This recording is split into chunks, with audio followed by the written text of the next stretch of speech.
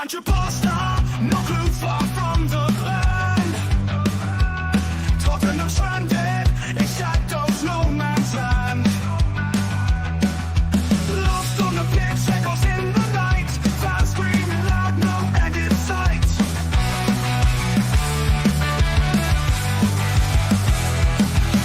Shift the blame like drifting sand. Promises empty, no steady hand. Wandering clueless in the football mist. Wishing for a twist, but nightmares persist. Shift the blame like drifting sand. Promises empty, no steady hand. Wandering clueless in the football mist. Wishing for a twist, but nightmares persist. Where's the Leo we waited in vain? Pains us deeply every season the same. No direction, stumbling blind. Tottenham's lost its mind.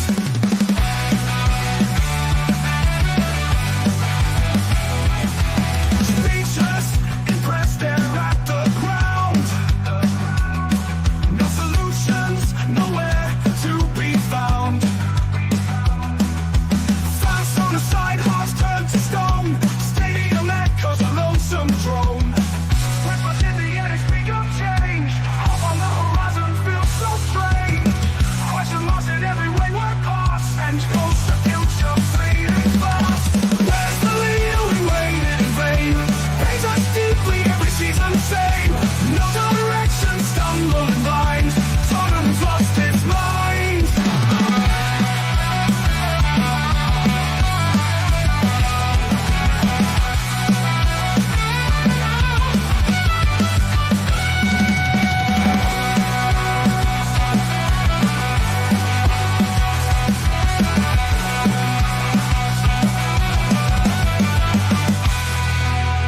Where's the Leo we waited in vain? Pains us deeply every season the same. No direction, stumbling blind. Tottenham's lost its mind.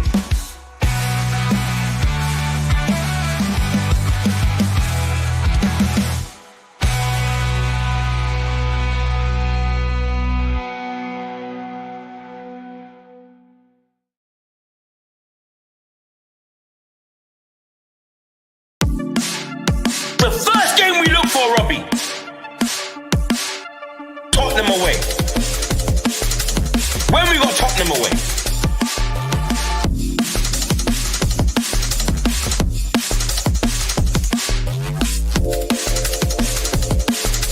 Tottenham away. When we got Tottenham away.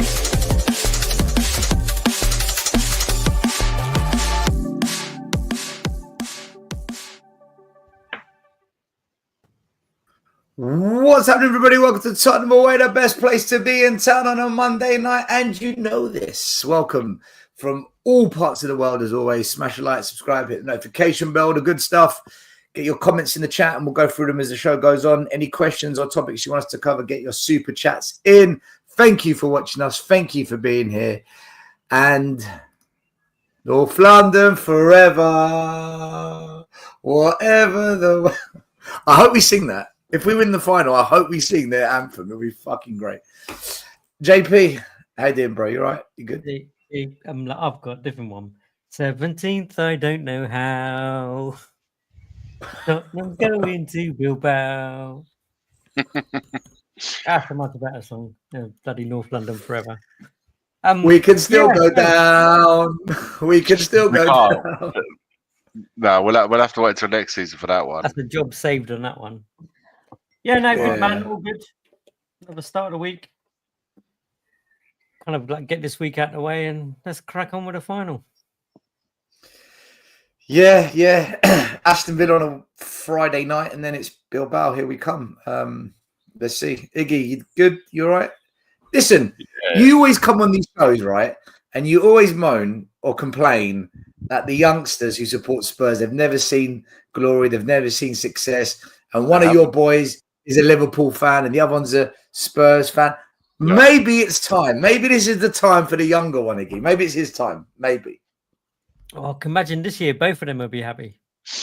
Oh, yeah, I don't know, man. Listen, it'd be ideal. It'd be ideal. It's been a long time. You know what? I do think about that sort of generation age where where, man, you know what, they've experienced only 2 finals.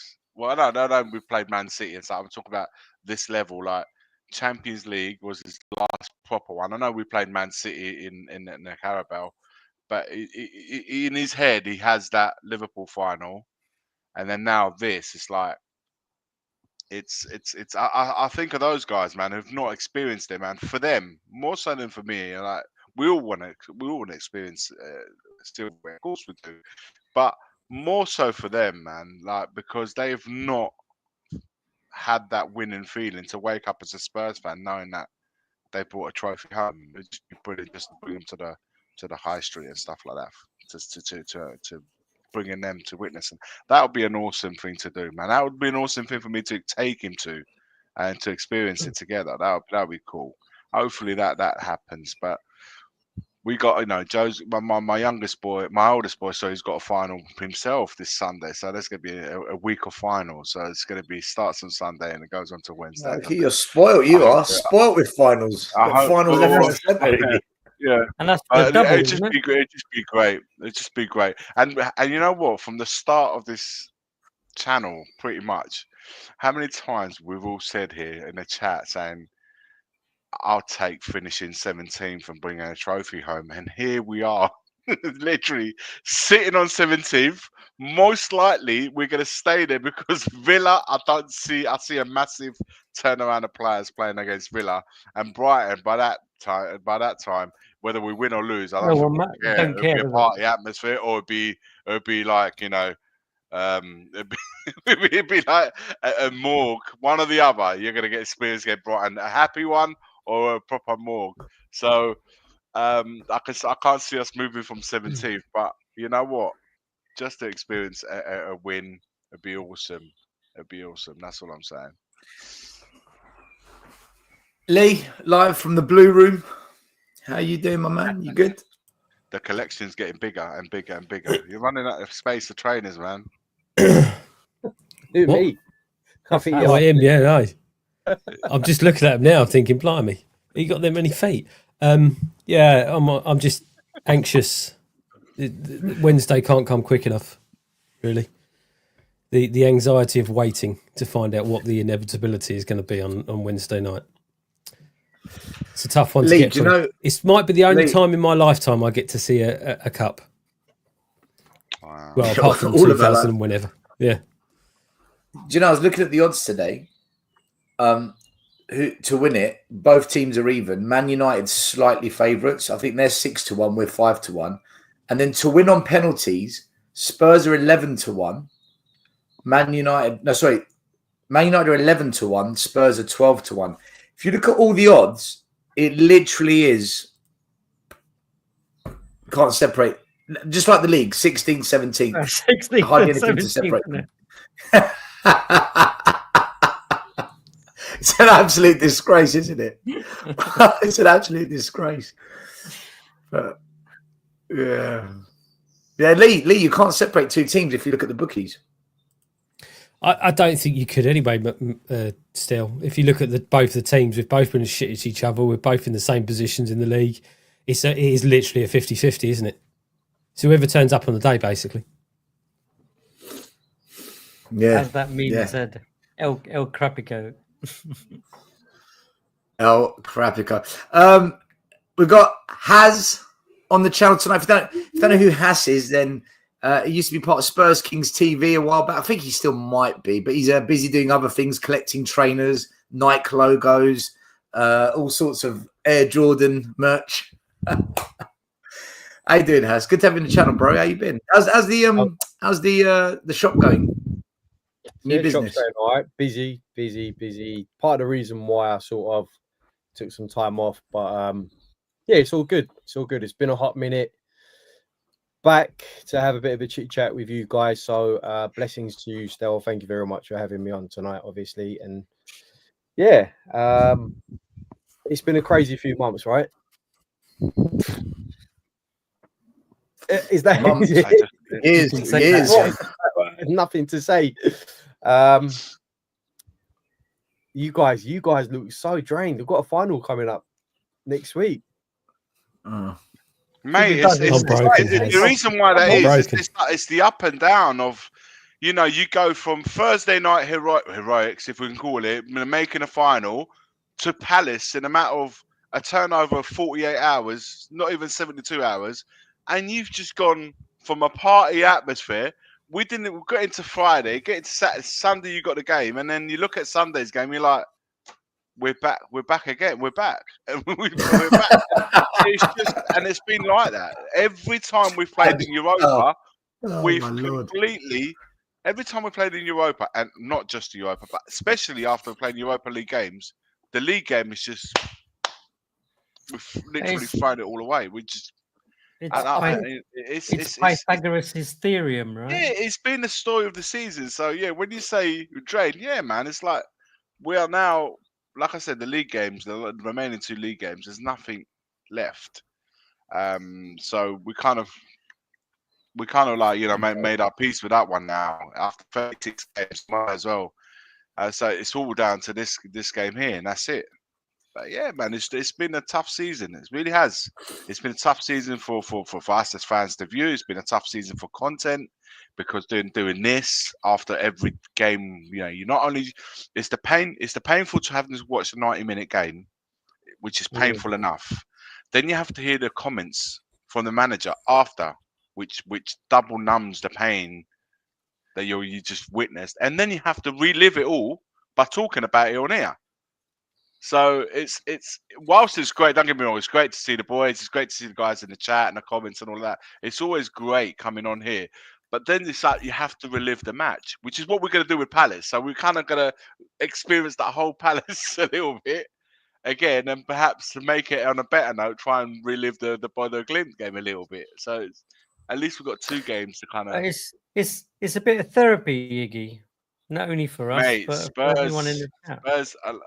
Well, one thing Anne just said right in everything since he's been here is Spurs do crazy things to a fan, and that is probably the most nailed on comment he's made since he's been here, because everything else has been absolute garbage. But that is as real as it gets. Spurs does. I saw Stell's video on We Are Tottenham TV. And I didn't see because it was a half an hour video, but the first 30 seconds of that video, he's just like, he didn't know what to say. What are we doing? What are we doing? Like, Ange in, Ange out. And then he's this. And he's like, but I want him out. I want him gone, but I'm going to Wibao to cheer the boys. Do you know what I mean? If he wins it, he can stay. If he doesn't, he can leave. It's just, how toxic is this relationship, man? What it is Alex Box Office went on before me, and he was saying, "I want Ange out, I want him gone." He was just piling in, and then they go, "Alex, so if we win the trophy, are you going to the parade?" Yeah, right. Yeah, I'll be there. And then he goes, "No, this manager's rubbish. Don't try that with me, Sim. Don't try and flip it on me." So, are you going to Bilbao? He goes, "No, I couldn't get a ticket." So if you had a ticket, would you go? Yeah, I'd go because it's, you know, yeah, I would. But you want and it just went back and forth. And I sat there listening to it and I thought, fuck me, this is exactly what we're like. But and this then, is where we're like. But and then when I came on, and Sim spoke to me, I just lost it. I went, this fucking club. You know, this is true. Fundamentally, you can. This club is a killer. You can be unhappy with the whole, you know, the owners, but this does with the owners thing. It hasn't started this season. It's been for years. We've been like this, so that hasn't changed. You can also be unhappy with the way the things have gone this season in the league, undoubtedly, domestic and in the league. It's been awful. The manager's tactic. You can also be unhappy about that, but you also now find yourself in a situation where we're in the final. Lo and behold, we're in the European final. And you want your team to win. Fundamentally, we wouldn't be passionate for either scenarios. We'd be passionate if we win, but we're also passionate in the way that things have gone this season. If we didn't care, we'd say, "Look, I don't care," and that's the end of that. But you can have those feelings because, what you know, we want to experience the joys of the winning a trophy and stuff like that, regardless of what's going on at the club. But at the same time, just because we win a trophy or not, it doesn't exclude what's gone on in the whole, the whole season. You can't, Let me ask you a question, guys. Let me ask you a question. Has, you go first. You're the guest. Why is it in Europe? forget the players that he picks. Okay, we know that there's a stronger team and a slightly weaker team. Well, a much weaker team, maybe. Why is it in Europe? He's a bit more pragmatic, a little bit more defensive. The fullbacks aren't inverting, and we just look more solid. We look a bit harder to beat. And then as soon as it comes to Saturday, Sunday, we're wide open like a brothel during happy hour. There's gaps everywhere. Every team knows how to attack us. Players out of position. Players not shutting down. We look a mess. We look an absolute joke every single week in the league. Why can't he just pick a weaker team but say, boys, don't invert. You hold here. Let's be a bit more compact. We don't need to be on the half. Why does he play two different systems when clearly one works and one everyone rips the shit out of us? The commentators on TV, the pundits, the fans. Why is he doing that? Why do you think Ange does that? Because for me, I don't get it. I actually don't understand. I've got a theory about this, to be honest. So I'm really glad that you asked it. If it's the same as you, JP, this is going to be really weird. This is going to be really strange. You ready? Where are we now? We're in the final of the Europa League, right? Yeah. We can't win the league. We're doing crap in the league all season. We're shit. Okay. When someone's back's against the wall, they're going to do anything it takes to try and save their job, right? Because his job's on the line at the moment. He's lost 20 games.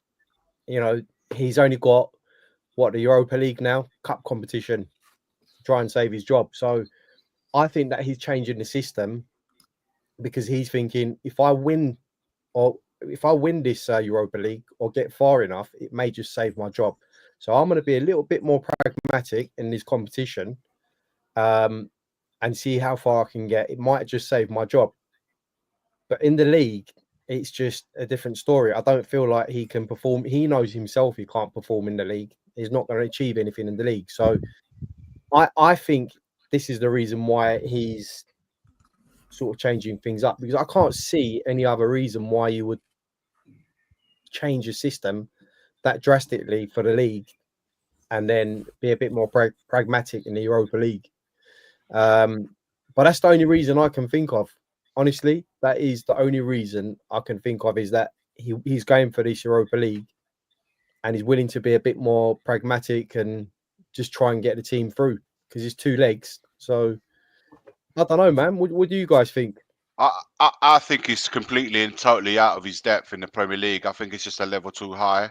I think in the Europa League, Frankfurt was probably the hardest game that he's had, bar the league table that we had in the knockouts. I'm talking about is that I think Frankfurt's probably the hardest game that we've really fought. And then he saw the opportunities kind of to get a semi-final against Bodo Glimt, with all due respect to them, man, that normally at this level especially in that competition, you have your I don't know, your Sevillas that they win it, or Villarreal, and normally these kind of teams are the teams that are kind of there at this level, Leverkusen's or stuff. I know Leverkusen have been in Champions League, but that level of opposition, or Roma, or something like that, we have ended up getting a really good, a good opening for us. And we've played the likes of Offenheim and Frankfurt, and we've played Bodo Glimt. It's not been a really major journey getting to the final, but we're here now. I'm not going to piss all over that, because it's still an achievement making a final. But in comparison to what we're having to play week in, week out in the Premier League, totally inept. And every So why does he change the system, Iggy? Why does he change it so much? Against Frankfurt away, against Bodo Glimt away, because he's listen, for me. What the thing is no one knows, because we've always been like, not just here, but every Spurs channel that's on here, and everybody that you know in the media and the fans at the stadium and they've all said, like, you know, where our shortcomings are. And if you noticed, every game we've lost, every goal that we conceded, and so it's always been the same patterns of play that we've had. We've lost the game tactically in the same way. We've conceded in the same way. It's carbon copies of every goal that we've conceded. They've all been the same. So, and we've picked up nothing from it, you know. So what can I say? Yes, listen. I know injuries have played a massive part this season. Of course it has, but every team gets injuries. And if you are getting more injuries than the average team during the season, you need to analyse why that is. What you know, what's going on in the training ground that you're picking up so many injuries, same sort of injuries as well. So I don't know, man. And like, now we've lost Kulusevski. Now we don't know how bad it is, but you know, with Maddison out, and we don't know. Listen, I'll be honest with you. I'm going to be level here. I'm not completely sold that he's out for the season. I'll be honest with you. I think they're playing that a little bit under the car. I don't know. Which play are you talking about? Madison. He's I out. don't know, man. He's out. He's out. I 10th of know August what again. I know what they're saying. I just got a feeling that he's going to surprise us with something. But look, as it stands, let's just go with the Madison's out and Bergvall's out, and now Kulusevski's. We've literally now starved of creativity in the middle of the park. We have no creativities. It's just defensive midfielders or defensive-minded midfielders. So, so really, our creativity is going to be from the wide areas, which leaves me a little bit more worried now.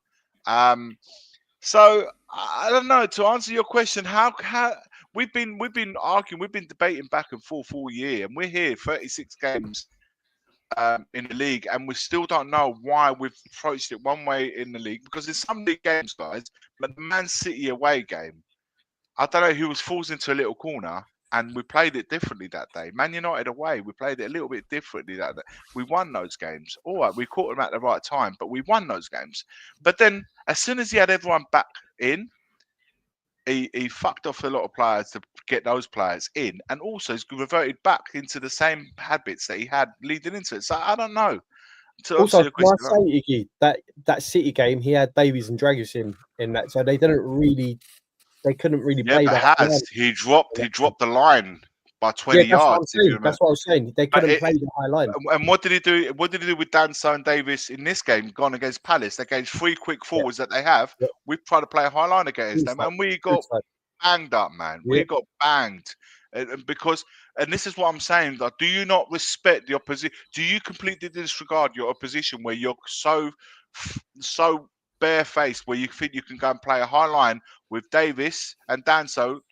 They're not the quickest players. You got fullbacks to go and press all the way up, and you get Can I throw a exposed. theory at you? Bentacle, sorry, to finish off, Bentacle. Do you remember that first one of the goals? Bentacle was left on a foot race with one of the wingers. I'm like, mate, what are we doing here? What are we doing? This is what I'm saying. We have not rectified, acknowledged, or even tried to change up a little bit how we've been in the league, and it's completely different contrast in. Can I throw a theory at you guys? I'll let you go still, but I've got a theory as well. Go on. No, go on. No, JP, you go. I'll go last. You and Lee. Actually, you and Lee. Let me hear. I want to hear all your theories. It only came into my head now, by the way. It's not something I thought of before. No, and my one, and funny enough, I was thinking about this today, right? Now, you're meant to be working, JP. With the way, well, you know, with the way we started the whole, even the whole transfer window, the way we started business, like the league doesn't matter. Like I don't like that attitude, irrespective of money, right? Does it matter if we finish 5th or 9th or 12th? Apart from 10 million here, 10 million there. There's a concert that covers it, right? One concert covers that costs. Yeah, but if the we budget, get to the Champions League, if we get to the Champions League, would be lower. Okay, if we get to the Champions League, then there's a bit of dough in that, right? We've got to compete to get in the Champions League with Chelsea, Arsenal, Liverpool, Man City. That's 4 teams there already, right? So we've got to beat one of them to get in the Champions League over 38 games. If you go for the Europa and you can get into the Champions League, is that not an easier route? A cheaper route? Yeah, But why has he changed his system? Because he's put in the baskets in the Europa. Yes, exactly. This is. Yeah, but that's why he changes the players. Oh, 1 minute. There's a difference here. No, the style of play as well. But why? Yeah, but hold on. This is my question is. Forget changing players. We get that. We understand why he does it. But why change the system when the system works in Europe? Because that system works in the league, in the tournament that they want to win. But it worked against Man City when we dropped the line a bit and we didn't invert the fullbacks. It's a one-off game, man. That's like nothing. Come on. Yeah, but he hasn't. I still don't think he changed the system for that. Still, I know you think he did, but I don't think he did. I literally think they got forced back. Can I give you a really simple explanation? Sorry, go on. I thought you finished, JP. We play a better counter-attacking football. I think it's the cheap route out. I'll give you my simple explanation. The boardroom have told him, no matter what, you've got to win that competition, even if it means changing your philosophy. That's your target. You've got to win it no matter what, and you can't do it the way that you're doing it in the league. In terms of the league's done. Ange is a stubborn man. You know that. We all know that. He will do whatever it takes to prove that his system works. Every game it doesn't, and it's failing every time in the league. I think it's as simple as that. In the league, he's doing going back to what he thinks is the right way of doing things. In the cup, it's a case of you need to do whatever it takes to win, because all they're worried about is the Champions League and winning that trophy. Simple as that. So his way is a losing way. His way is a losing way. Yeah, absolutely. But we know that he's stubborn, Iggy. He's stubborn. He's said a million times, it'll work. You just got to keep at it, no matter what. Keep getting slapped in the face. It doesn't matter. It'll work in the end. But Lee's pressure from the board as well. But it's also pressure from himself, because he himself said, "I'll win stuff in my second season." Yeah. So he's having to now back that up. It wasn't that, but we won't go over old crap. Well, I'm just saying what I saw. One in my second season. If you're making a statement of fact, yes, I have won something in my second season. She said. But has his point is that he's trying to keep his. Going on. Yeah. But that's the issue with him, right? Isn't he? He'll change it for one thing because he wants that so bad, but also on the second side of things, he won't change his philosophy in the league, even though we've seen over, 20 games, it does not work. It doesn't work in the Premier League. It's what we've been saying from day dot. And to be fair, it's only since we've got into the later stages really that he started this difference, right? It's only really would you say it's Frankfurt? Frankfurt was probably the first one where he started actually going, by the end of that we were at back three. I couldn't believe it. I was more surprised than the win. Do you know? But that's kind of when it got down to the knockout phases, wasn't it? Like this kind of serious now. Even though, like in the league, you probably had a couple of games where you could draw or kind of like not be so. Mate, he even came out with it still, right? Like I can't juggle the league and the Europa. If I didn't have the Europa, we'd be better in the league. Yeah, but that's regarding squad rotation. I'm talking tactically. Do you know what I think? It came to me as we're talking. Do you remember a while back when we were all moaning about Ange and the system? That's every week, isn't it? Yeah, every week, yeah. When we really began to say, do you know what, this manager, man, he's not it. And do you remember Iggy came up with this, explained how there were players at Milan back in the day. If it wasn't working, they'd go over to the manager and say, "Oi, Gaffer, this don't work for me, man. We need to change it." There'd be some like real voices in the dressing room. Do you think maybe in Europe, the likes of Romero, the likes of Maddison, the likes of Son, some of the senior players have said, "Ange, nah, we ain't doing this no more. This isn't working. We need to stop this wing back business inverting. We don't need to be so high up." And Ange maybe has been forced into it because of the players. The players have grown a pair because those players don't play in the league. So now there's no one to force his hand. Now it's Danzo, Spence, Odebert, Tell, Sarr, Mikey Moores, Kinski's. Are they going to square up to Ange?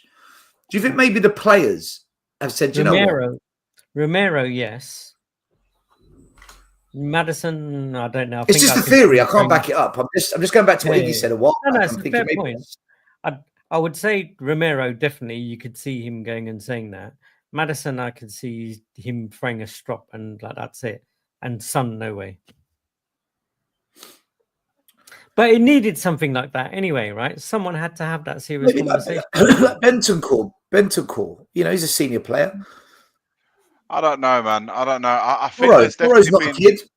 Porro's not a kid. Maybe these players have said to him, like, Ange, just in Europe, just do it this way, man. Just change it. And he's kind of caved in because the whole thing will unravel. Throughout the season, I think they showed their displeasure. I saw, that famous game where Madison was caught by the cameras with Son, saying the same play all the time, sort of thing. I think and Romero's shown in. So there's definitely that. But I could see Angel also trying to convince some guys we're going to get there. It's going to take time. It's going to embed this. And then certain players. Heung-min Son, he comes across nice, sweet, humble, respectful. But in the Amazon documentary, he was ready to rip Hugo Lloris's head off in the dressing room. He went proper militant South Korean. Well, that was Lloris that went kind of after him, though, wasn't it? More Lloris. Yeah, but Son didn't back down, did he? No. Listen, that's a mentality. I think he's got it in him to let rip if he has to, but we don't see it. We just don't see it. I don't see that still. I honestly don't see that. I think I'm going with more so it has. I think he needs to save his job, and it's like he's been, and Lee said it as well.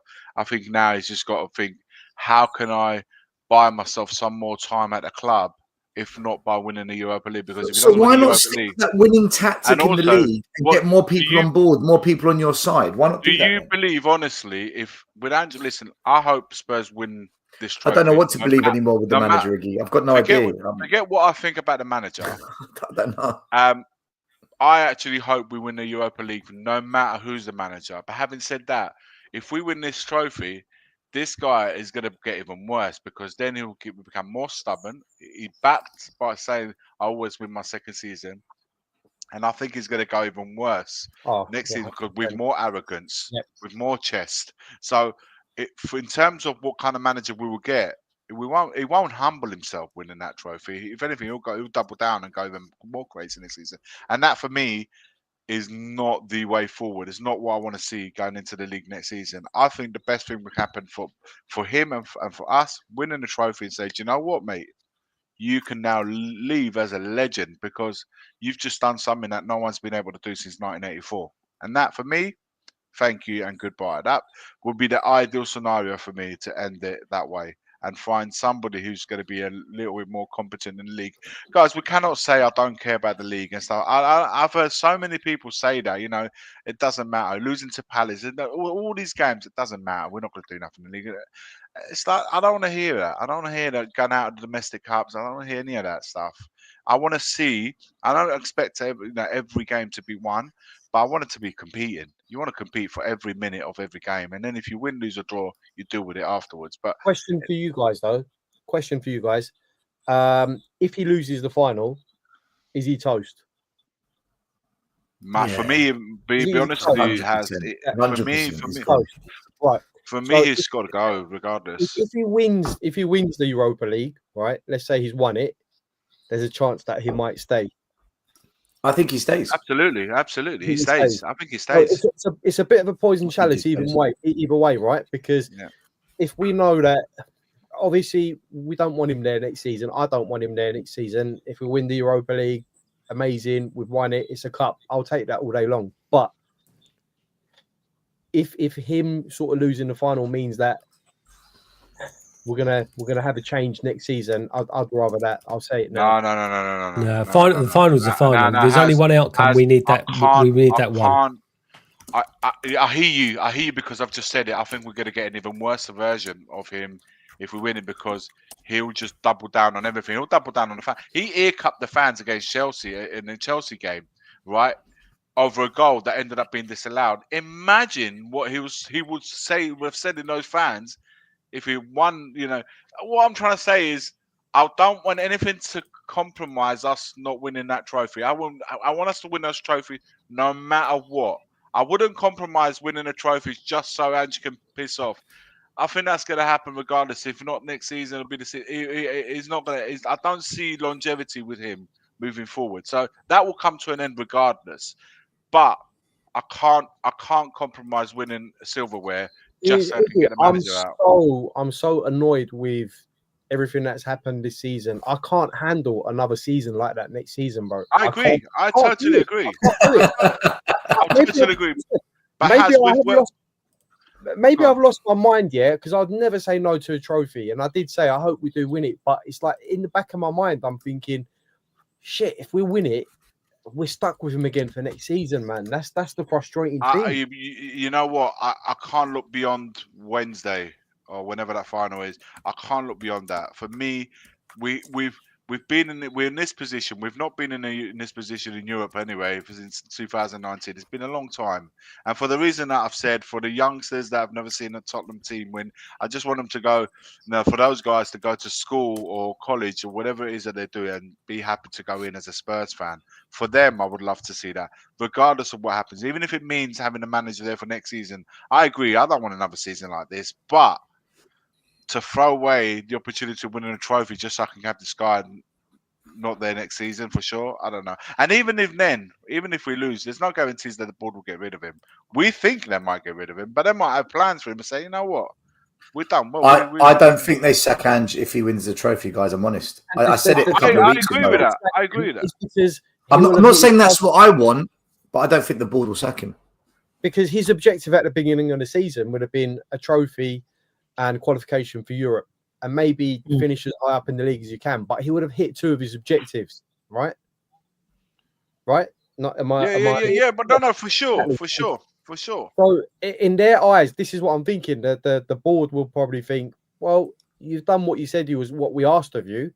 We're in the Champions League, and we know what the Champions League means to this board, means to Daniel Levy and everyone else. You know, so. I just can't see him going if we win. I know there was rumours of him leaving no matter what, but I just can't see it. I can't see it, guys. And there's too many fans at the moment who've sort of turned from I want him out to all of a sudden, nah, we've got to give him a chance. We've got to give him a chance regardless. It's like, what's happened? Like, it's because of one final. Everyone, of course it is. That's exactly what it is.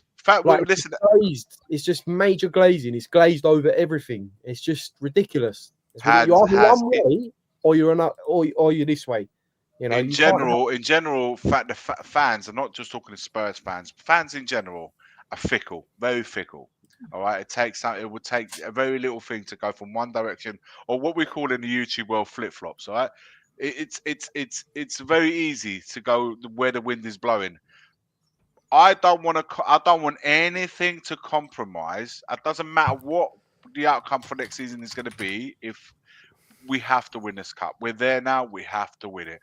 Tottenham Hotspur, for me, has to be about trophy and winning trophies, and we've got a great opportunity to do it. Let's go out all bent and winning it, and then the outcome of it we'll do with it next season. In the meantime, I get the opportunity to enjoy myself with my boy and go to the high street and do all those things if it happens. If it doesn't happen, then we will discuss it then. But I can't say, look, if it means getting rid of him, then screw this trophy. No. Tottenham. Well, first of all, we said, right, we know the team before the regime. We have to support the boys in this final. In my opinion, we'll get that trophy, and then if it means I have to put up with him another season, then so be it, man. I've put up with so many shit seasons and not winning fuck all. I'm willing to put up with another shit. Yeah, Fiji, hold on 1 second. I honestly think can I just say for me, guys? Can I just say one thing, right? This is officially the worst season in the history of our Premier League era. We've achieved the most losses ever in a Premier League campaign, 20. There's still 2 games to go. We haven't reached 40 points. We could easily end up with 22 losses, not 40 points. And the only reason we haven't been relegated is because the 3 teams going down are the worst in the history of the league. So for us, maybe not Leicester, but Southampton, awful. Literally, we are on the brink of becoming a championship side under Ange. Do you not feel so? So this season, it's not been bad. It's been a disgrace. 20 losses. Do you know? Right? But just me, a season ticket holder, and I've got the cheapest season ticket, I've paid £200 per win. People that have got the average season ticket, which is about 1.5 to £2,000, they've paid £400 a win at home. What the hell, man? This guy. But awful. do you not feel though, even if he wins the Europa, and this was to happen again at the beginning of next season, do you not feel by no later than Christmas he'd be gone anyway? So I'll be willing to do that. I'll be willing to say what's that. what's the point of keeping him? So, And the damage will be done. Are you guys telling me that you'll take the loss? No, I agree with you. I think they'll keep him, Mickey. I think they'll keep him. Go on. Win the cup and then jog him off. I'm with you. I'm with you. That would be the ideal scenario. I honestly think if Paratici comes in, he's going to be gone either way. Yeah, because he'd want to bring his own man in. Yeah. So I think, listen, if Angie's smart, he'll win the trophy, and then in the press conference at the end, he'll say, "I always win in my second season. I told you, fuck off." I told you. And you know what? That'd be cold. That'd be better than Conte's rant. That would be better than Conte's rant. But he's not going to do that. I don't think he's going to do that. Yeah, because if he does that, he ain't going to get the 2 million payoff or whatever it is. Exactly. He's not getting his retirement fund. Look, listen. Can I say though? We're saying if he wins it, should we keep him? We haven't won it. I was saying to the boys on We Are Tottenham TV. Don't you think what Levy, the board, and Lange, all of them have done this year is so risky? It's unreal. They've taken this kind of risk where don't worry about the league. Just lose every week. Just don't worry. It's all right. It's okay. We crash out the cups, win the Europa. That's what I'm saying. It's boom or bust. If we win it, Champions League football, the money that comes with it, we can attract hopefully better quality players. We should be able to keep the better players. Lose 17th, no Europe. Forget playing the kids next season with no Europe. Some of the top players will want out. Not going to attract any players. They're going to have to cut the costs. And the other teams we're competing with from 8th upwards, they're going to invest. They're going to push on. We literally are taking the most riskiest strategy, and Levy's backed it. The board have backed it. If we don't win it, it is nothing short of a disaster for the next 2 years. But win it, it's such jeopardy, man. Such jeopardy on this game. Don't you guys think this risk they've taken is mental? Just knowing our board. And Man United are in the same boat, by the way. Man United, the same shit. Yeah. But knowing our board, do you not think that that's a double win for them? Because if we happen to not win that tournament, right? Obviously, your Romeros and stuff like that are going to be off, right? They've already invested in a whole load of kids. So do you know what? That will be the excuse and the narrative. We didn't qualify for Europe. We've not qualified for Europe in any way whatsoever. We finished where we are. We don't have any revenue. We have to start a project with the kids and see how that goes. So they win. There isn't going to be well, no, because they said this was going to be a youth project. Isn't it ironic that a club that are happy to just finish 4th or 5th, qualify for Champions League, not bothered about winning cups, all of a sudden want to win the cup because now their backs are against the wall because they can't finish in a European spot. They're going to finish 17th or 16th, guaranteed. The only other option now to get that European spot is to win that cup. So, yeah, you're right. All the eggs are in that one basket. Focus everything on that. It's boom or bust. How we've gotten to this stage, mind is blown. Because you guys know as well as I do, every season, Levy happy to finish 4th, 5th, qualify for Champions League. That is the objective every single season. Cups, if they cared about it, they would have kept Mourinho. If they cared about it, they would have invested in Poch's team after the 2019 final. They don't care about cups, but all of a sudden, now all the eggs are in this Europa League basket because they have to win it. Imagine the revenue loss that they're going to have off the back of finishing 17th, not winning the Europa League, out of Europe for next season, players leaving, like JP said, Romero's and everyone else. It'll be a disaster, absolute disaster. And yeah, you're right. United, same boat as well. United, it's almost like I think United might be slightly worse because they need £2-3 billion to build a brand new stadium. Well, the stadium as well, yeah. But do you know what it reminds me of, Stel? Do you remember the El Sakiko we had? And then we ended up getting rid of Nuno and Ole. Yeah. This final is giving me that sort of vibe, like El Sakiko. The loser is going to get the sack. It's almost again. Yeah, same shit, different stadium, same team. It's true. It's weird, isn't it? Bloody hell. I think there's more on the line this time. In fact, have you seen this? They've called this one Dumb and Dumber. You got that is fantastic. Postecoglou and Amarin. That's brilliant. Unbelievable. I just can't believe the risk that they've put the club in by doing this. Still, how much money do you feel, right, needs to be injected into our squad to get a top 4 spot? Right, I don't think it's about money. I think it's about the quality of player. But I'll go with how much money do we need for those quality players. I'll look at it that way. So for me, we need a number 6. We need a proper playmaker to cover Maddison when he's out. And I think we need at least 1 or 2, either another striker or an attacking wide forward that can beat a man, that can assist, that can score. So for me, I'm going to say with a proper manager and this squad without loads of injuries, 3, maybe 4 really, really good signings, we can get top 4.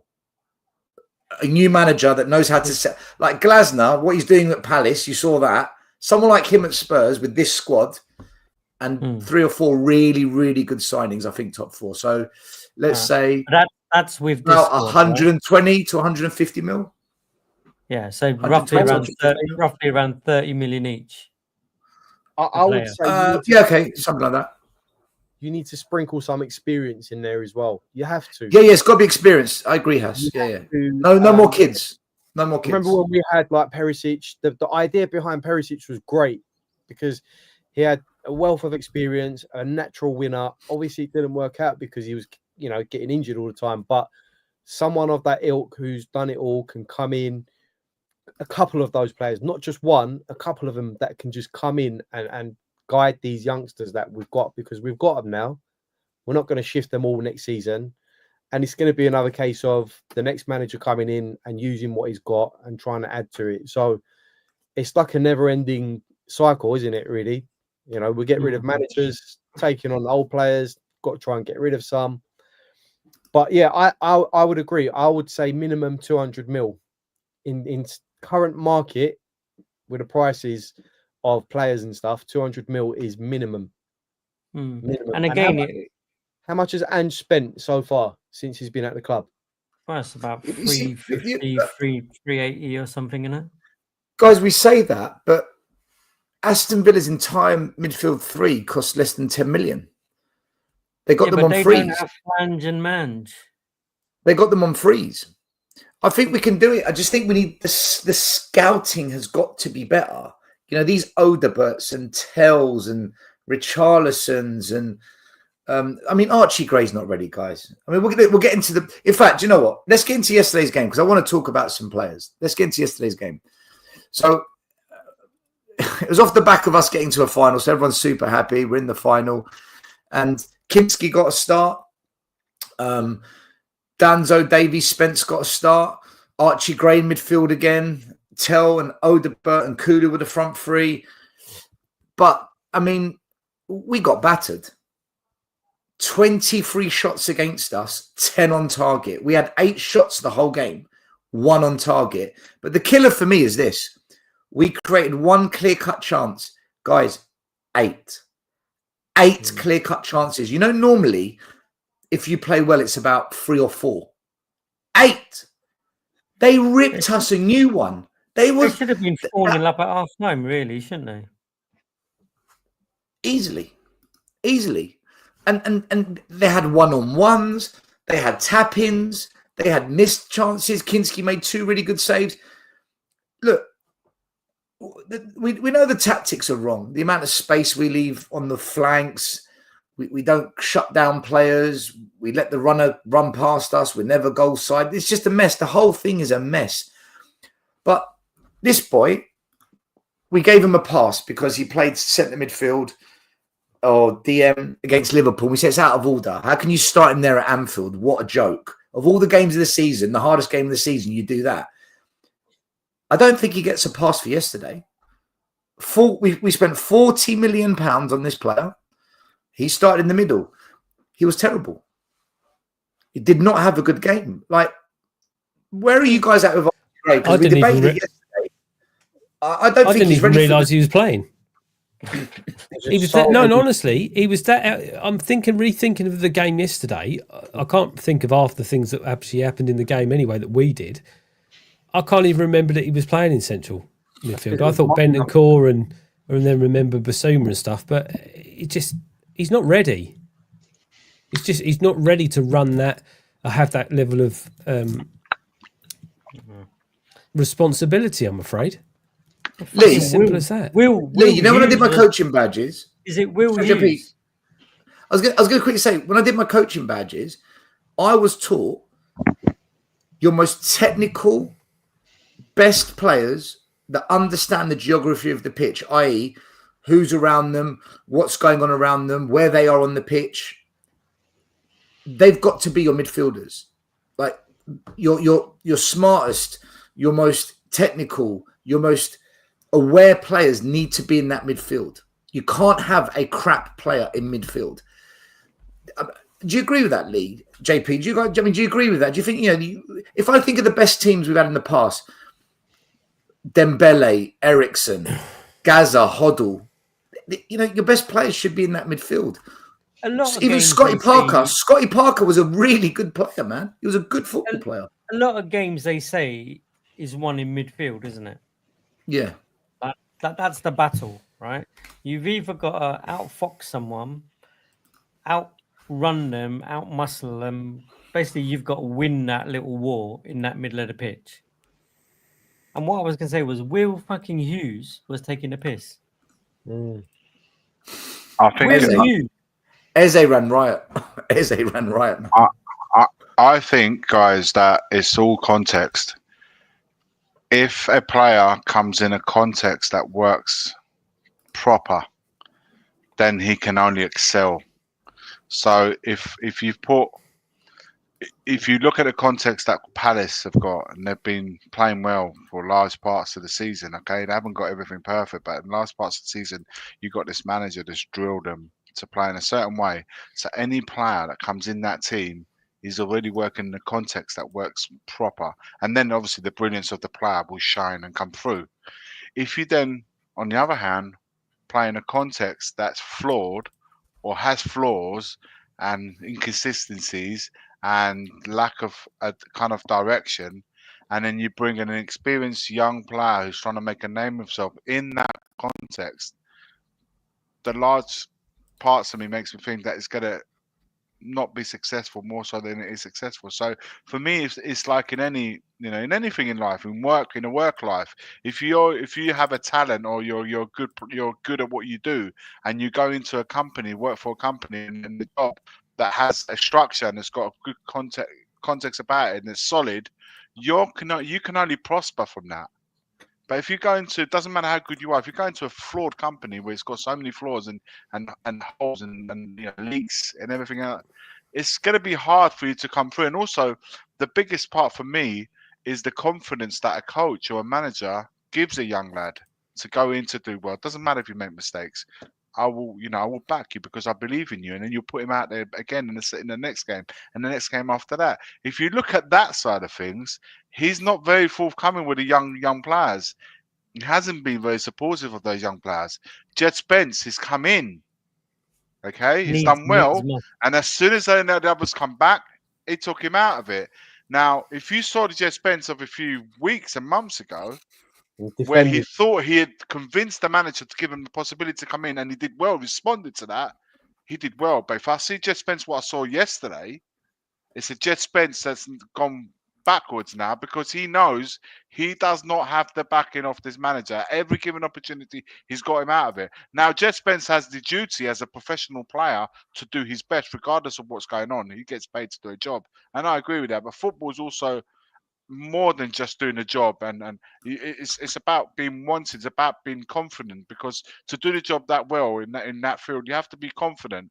And unfortunately, I saw Jed Spence yesterday regress. It might be an off game, I don't know, but he's not in the Europa squad. He's not going to make the final. So he knows in the most important games, when his manager's had everyone back, he's got him out of there. And I think there's 2 or 3, 4 players around there that feel the same way. But for a young lad, look at what's happened to this guy. Where he was playing, as soon as everyone's back, he was out again. So what I'm trying, that's what I mean when I say context. If the context is flawed, it's hard for anyone to come in and do well. Regardless of, then we'll never know. Do you think he looks ready to be a midfielder at Spurs? No. Perhaps the best thing for him, for me, right now, would be to go on loan to another team in the Premier League, where he gets games. Yeah, then I would agree with that thought process. Sorry, guys, I might have missed it when you guys mentioned it earlier, but if that's the case, then I would agree to give him the opportunity, because he's not going to get these opportunities under this manager.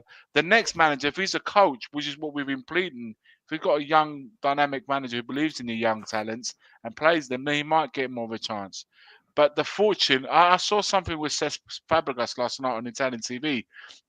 He said, my fortune as a youngster at Arsenal was to have a manager that came in at a time where I was at Arsenal, that believed in playing the youngsters. So that was my growth. If Arsene hadn't come in at Arsenal and someone else would have come in, I may have not had the same progression. Those were his exact words. So sometimes for a youngster, it's also to do with the manager that comes in that club. That is their fortune. It's the ones that make them. And I think that's, if we're going to go with this youngster philosophy moving forwards, then we have to have a manager that works with youngsters, that coaches youngsters. Otherwise, there's no point following this trend if we're gonna bring the Mikey Moores and the Greys and of this world, and not give them any opportunities to do well, or create an environment where these guys feel good enough within themselves and at the back of the manager that if they do make a mistake, you know what, you're playing again next week because I believe in you, Mikey Moore. I believe in you, and Archie Gray. Iggy, do you reckon those said players would have excelled at Brighton? Say they signed for Brighton. Mikey Moore. Archie Gray. You can name one other if you want. There's all these. Bergvall's done all right at Spurs, though. Bergvall's done all right. So Bergvall has always had something about him. We've said this from the get-go in here. So that goes to my question, though. Is Archie Gray ready to be a midfielder in a Premier League team? We don't because know. With Bergvall. Okay, if I say to you Bergvall, you're going to say yes. Different players still. I know, that's the question, isn't it? I'm talking about this player. That's my question. I'm talking about this player. £40 million. Is Archie Gray ready? Bergvall, I think you say, yeah, he's ready. Archie Gray has played most of the season in defence. Bergvall, as that is come in, whether it was through injuries or whatever, he got a really good run of games. I'm not asking about his development. I'm asking about right now, today, is he ready to be a midfielder at Tottenham? That's the question. Yeah, but Archie Gray hasn't had a chance in midfield. Has he had the run of games that Bergvall has had in midfield? Yeah. That's the reality of it. Bergvall went for a run of fucking how many games? 10, 15 games. That could be the reason as to why he's not ready. But for me, the answer is no. I saw him yesterday. But was Bergvall ready when he first saw? We didn't think. I don't know. We said there's something about him, but he didn't have. I don't remember the Bergvall that we know now. We wasn't sure about. A lot of people were like, I'm not sure about this guy. I don't know. I don't know if he's got the mentality. He looks like a little bit. He went through that phase as well. You know when we signed Bergvall, there was a lot of hype. There was a lot of praise. There was a lot of people saying this boy's good, right? And the Scandinavians were saying it to us. There was a couple of fans from Barca saying, "Do you know what? Yeah, good player. We wanted him." And when Archie Gray came, it was a split. There was some saying good player, others saying, "Mate, you've been ripped off." Like Wayne Holland, who's a Leicester fan, who watched the Championship last year because the year before they were in the Championship. He said to us, "Boys, he's nothing special. This boy." I feel Spurs fans hyped up Gray, but no one really outside of Spurs hyped him. Whereas with Bergvall, the hype came from outside and we picked up on it. And I'm just wondering whether Bergvall was just better than Gray from the off. And Archie Gray... Maybe so. I don't know the answer to that question. But maybe the best thing for him right now will probably go to a loan team in the Premier League to give it a try. But it has to be said, guys, we've played Gray at right back. We've played him at left back. We've played him at centre back. Everywhere but his position. Everywhere but his actual position. Now, maybe he's not ready. I'm not saying that he's ready. I'm saying that you have to take all these factors.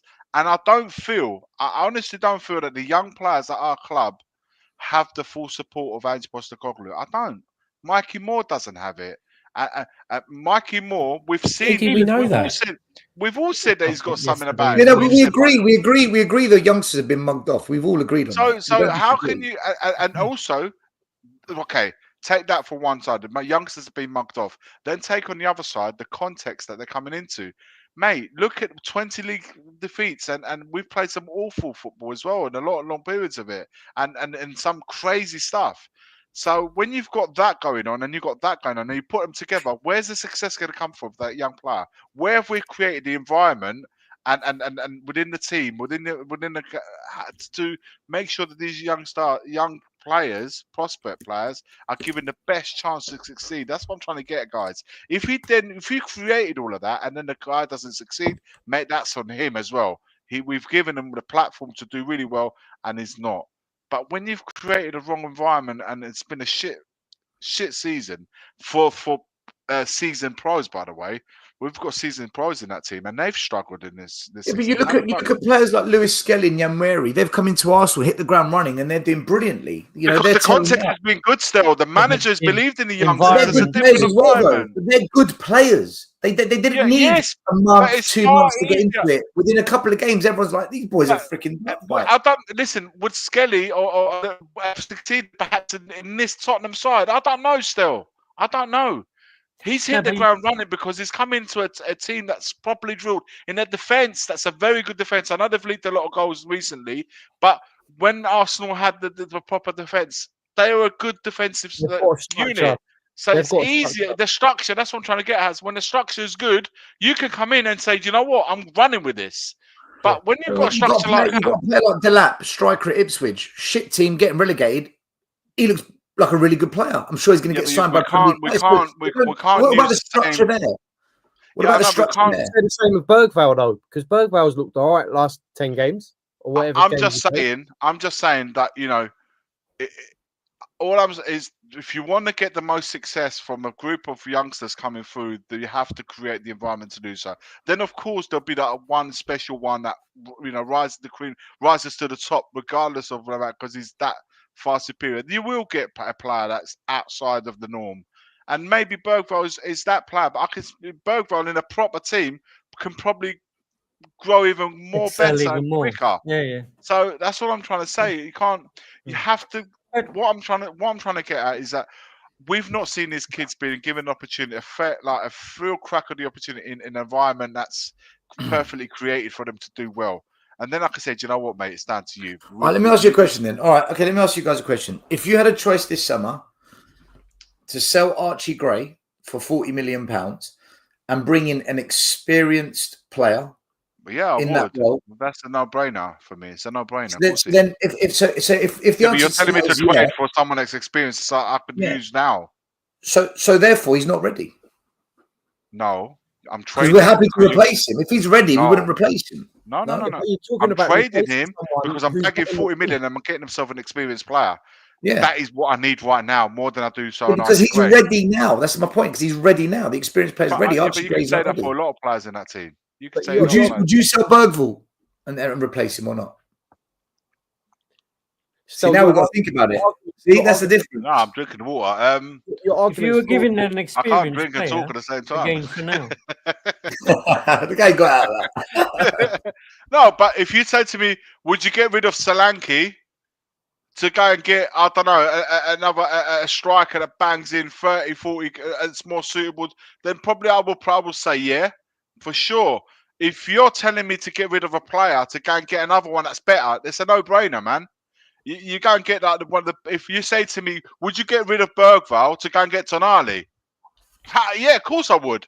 Tonali's like banging right now, man. It's a Would complete you? The thing is, would you? Sorry, Haas, you were going to say something. Sorry, Haas, you were I going was to say just something. saying with regards to Archie Gray, I think your argument is a bit flawed because Archie Gray isn't a first team player in midfield at the moment, is he? So you can't really say, would you get rid of him at the team now and go and buy someone else for 40 million? I think he initially come to the club to develop because he was 18 years old when he come in. Is he 18, 19 now? He comes to the club as a development player, right? So if you ask me that question again and said, would you get rid of Bissouma and go and get whoever it is for 40 million? Hell yeah. He's a first team experienced player that I would get rid of. With Archie, it's different. I haven't seen enough of Archie Gray in midfield to be able to give you an well-informed answer to say, yeah, get rid of him. He's not going to make it. He hasn't had a big crack in his position, has he? I would want to see him in midfield at least 15 to 20 games before I can say, you know what, he's not going to cut it. Because, like we alluded to earlier on, he's played defender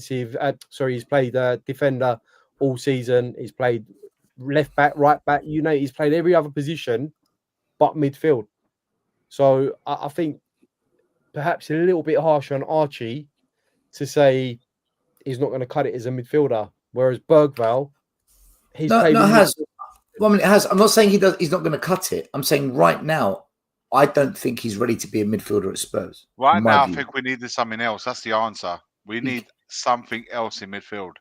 I don't think his awareness is good enough. I think he's just. I think he looks lost. He looks lost. Was he brought in by Ange to be a starting 11 midfielder at the beginning of the season? I don't think he was bringing by Ange at all. Yeah, I think it's a club signing. I think it's a club signing. Okay, that leads me to the next point. What did the club see to invest that much on a player? 20 grand a week wages. But also the fee. It wasn't cheap. It wasn't a cheap fee to pay that. We paid 25 million if you factor in. We sent them. What did our recruitment team? That's the question I'd ask. What did our recruitment team see in Archie Gray that they wanted to bring him at the club? He's one for the future. Another name that was touted out there that Spurs knew they could sign because of the fact that he was still young, and there wasn't other people out there trying to snap him up, and they're taking a risk on him. It's as simple as that. Wayne's made a point. But this is a big risk though because he got rave reviews in the championship, playing it right back, right. Even though he's by his own admissions, his preferred position is central midfield. But when you put him in central midfield, he does not have the experience to play as a starting central midfielder in the Premier League. Now, hold on, I haven't finished. Hold on, guys, I haven't finished. I agree with Iggy, though. Sorry, one point before I agree with Iggy. I'm not going to agree with you, Iggy, but I'm getting to that point. Ange was telling exactly what he said, what was it, 2 weeks ago, where he said these youngsters, I never expected them to play a minute in the first team, right? They've been played out of necessity because of the injuries.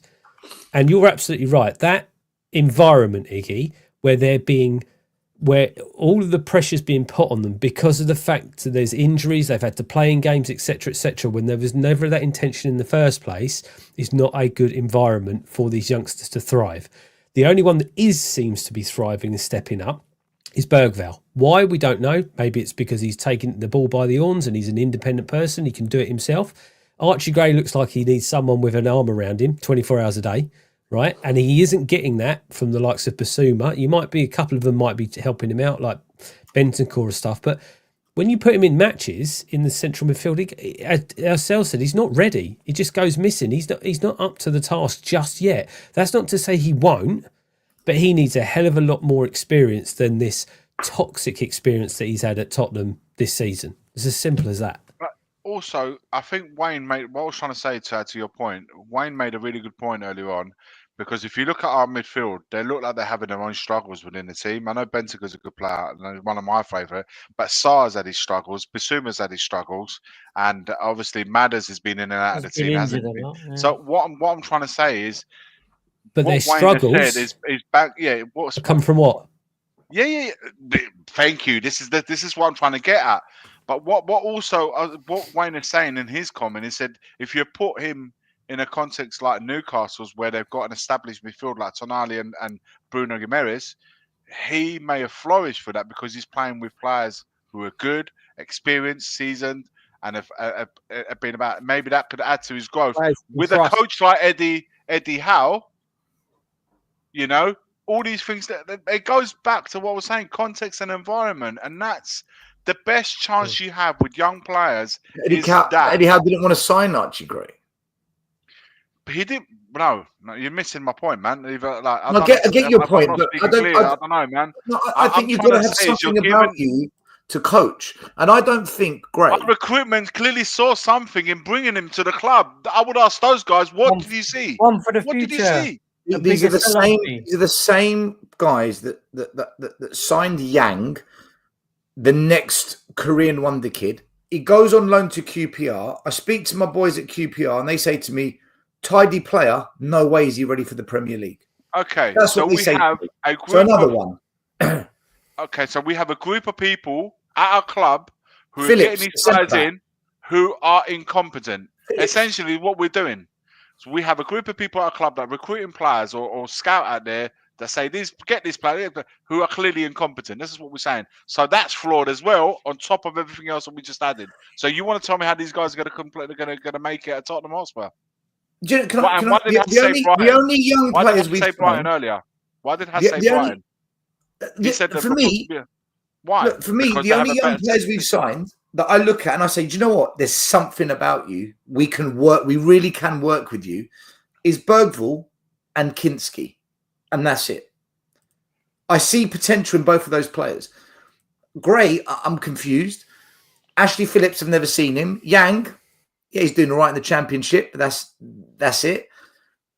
Who other youngsters have we signed? Vriskovic, I don't know anything about. He's 16. Odegaard. Do you know what? Can we talk about another one? Right. Because this one gets on my tongue. Oh, your favourite player. Listen. Right? I knew he played yesterday. He played yesterday. I see you coming. I see you coming a mile away, man. I knew you was going to bring this guy up. I knew you was going to bring him up. I'm not even going to speak. I'm not even going to speak, right? You guys talk about Tell. I'm not even going to speak. Go on. What do you think of Tell? Me go first? Go for it. Simple. Go for it. The likes of Bayern Munich don't let a player of his quality go if he is quality and allow him to go with an option to buy to a club like Spurs. He's not in their plans. He never was. The Bayern Munich level is very high, Lee. Yeah. Higher than our league. Higher than us. Listen, okay, then just to add to that then, so far what I've seen of him, no way is he worth £50 million. No. Absolutely no way he's worth £50 million. I would drop that stone straight into the bottom of the ocean and let it sink. Not a chance of be paying £50 million for him. Where's this speed merchant that can't get past a player? I don't all the attributes that he's supposed to have had, I've not seen any of them. And that's not being harsh to him. It's visually what I see. I just don't see it. Simple as that.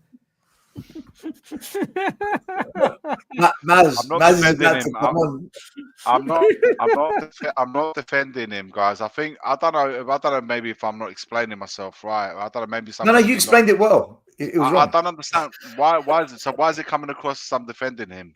I don't know. It's between you and Maz. I don't know. Maz. I don't defend. I've already said what I've forget Gray for now. Right? What do you tell? Tell for me. Right, I'll break it simple. He's not a winger. £50 million. We are mad. We are mad. Though. A winger or wide forward or whatever we want to call them, wide players that cannot take defenders on a one-on-one situation. For me, is not a winger. A winger cannot be considered a winger if he can't deal with one-on-ones, because the whole point of having them is to create a numerical advantage, to put you in a situation of advantage where you create superiority. And if you're not able to do that as a wide player, you're not a winger. So for me, Johnson, for example, just to give you another name, I don't see it. I see him run past. Yeah, I see him run past players. I don't see him taking players on. I can't consider him as a winger, and I haven't seen, from what I've seen from Tell, he's not added anything to us other than having a fit player who's fit and can play. Do you know how He's many not league goals added he's got? any- Do you know how many league goals Yeah, he's the got? penalty. I think is it the penalty? Just the penalty. 2. Right? He's got 2 league goals. One was when it deflected off of him against Wolves. And then there's a penalty. Yeah, And do you know how many? I forgot that. Do you know how one. many I just remembered assists the he's penalty. got? Wait, do you know how many assists he's got? Didn't he Guess how many score assists he's got? I don't think he's got any. 0? One assist.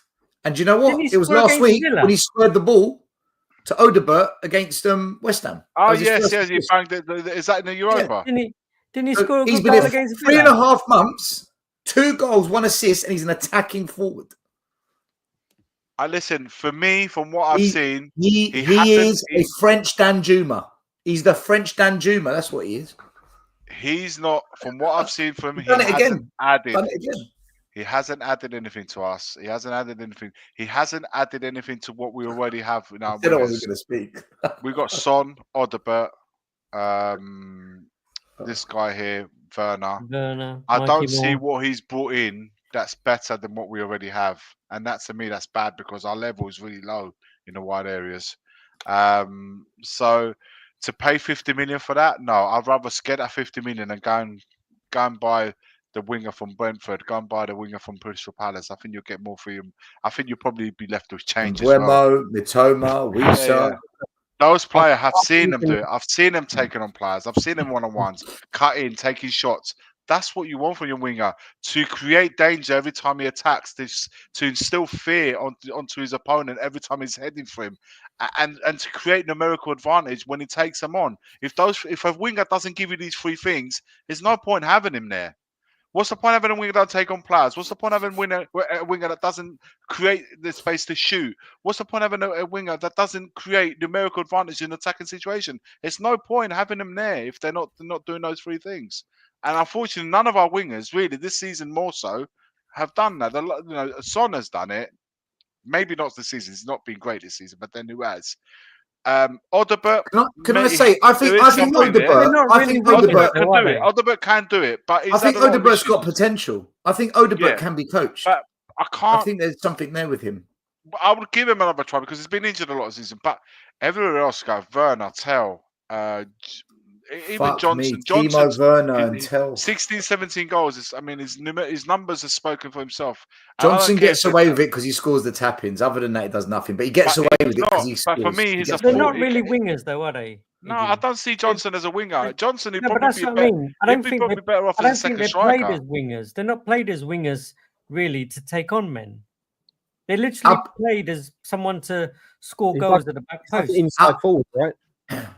Yeah. But the thing is, what we're would playing you with inverted fullback. What do you think? What do you think of Tell? What do you know? Where are you at? Where are you at with Tell? Look, Bayern Munich. When I watched him at Bayern Munich, he weren't starting games. It was a sort of backup young French international. I don't think he's at that level yet. I mean, he's a French international, but I think he's very wasteful. I don't think he can hold the ball up very well. His strength is something that really worries me because strength. Spent more time on the floor against Palace, didn't he? It's just ridiculous. Like, you have to have something about you. If you're playing as a striker, you need to have a bit of strength. You need to be able to hold the ball up. He doesn't do that. If you're playing as a winger, you need to be able to beat your man, get the cross in. Okay, he's got 1 assist. It's not good enough. This was the guy that come in when Solanke was injured. We thought, right, we've got a Tell in place. We've got the cover. For me, it's a bit of a cop-out because of the deal that we had with Bayern Munich for Harry Kane. Is it any wonder that we went to Bayern Munich to answer our call for a striker? We could have gone anywhere else. Premier League, Italy, wherever, Spain. We could have brought someone in with a bit more experience. But again, I think we just cheaped out because of the deal we had for Harry Kane when he went to Bayern Munich, and maybe the decent relationship we've got with Bayern Munich at the moment. It's the same story with other players that go to other clubs. Go back in for them because we've got X amount that is owed to us or whatever. Same old story, man. He's not he's not someone that I think is going to excel at Spurs unless someone comes in and thinks, right, I can coach this guy. Ange ain't going to do that. What you know, he wasn't brought in mid-season as a replacement striker for Ange to coach. He was brought in banging the goals, right? Do you know what the hardest thing to coach a player to do? The hardest thing in football to teach any footballer to do, right? It's to take on a man and beat them, because you have to teach them technique, and without technique, you can't teach them skill. The difference is skill is technique but opposed. So if you can sit there doing step overs, drag backs, turn left, turn right, inside cut, V1s, V2s, whatever the technique is, if you can do that against a player, it becomes a skill.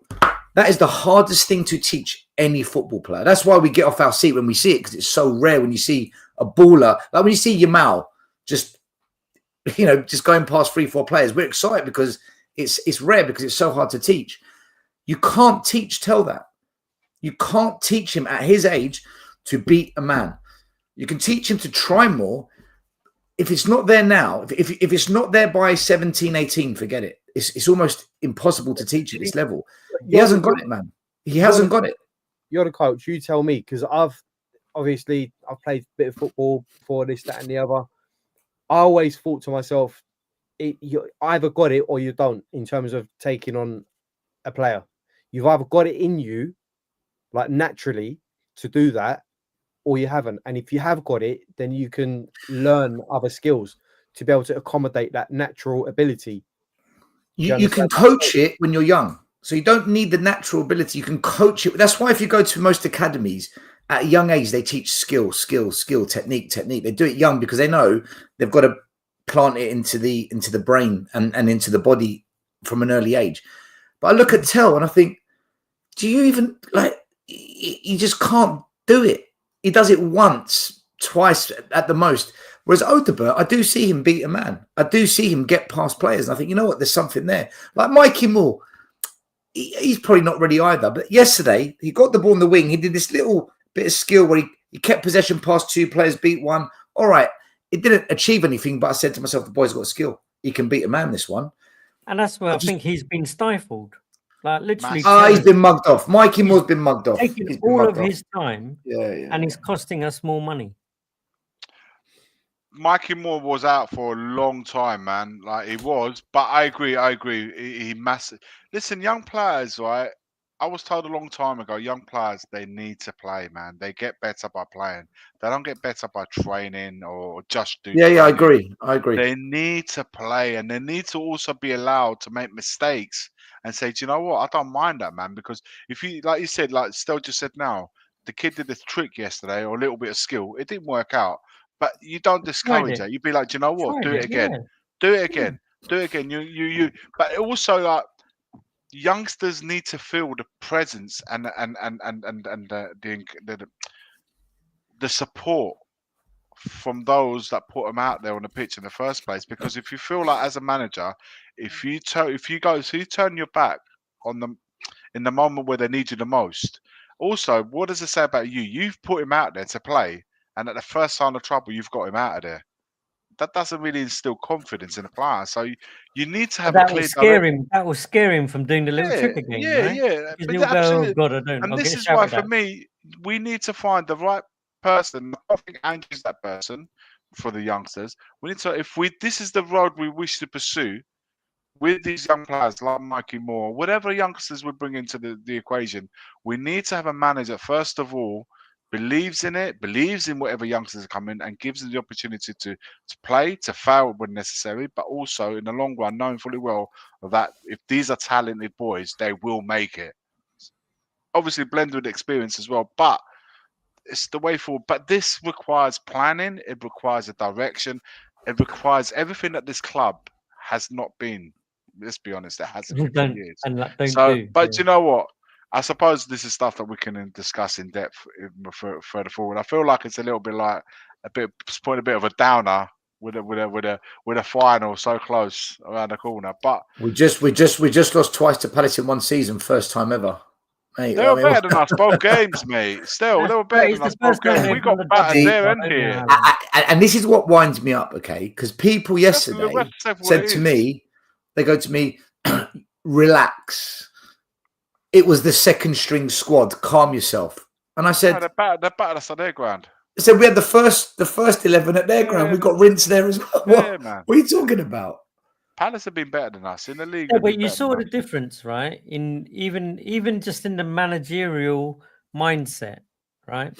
Their manager, they've got an FA Cup final this weekend, but he played his best team because winning, that continuity, it breeds it. You get them in form, you kept them up running, you keep them at game speed, all of that stuff.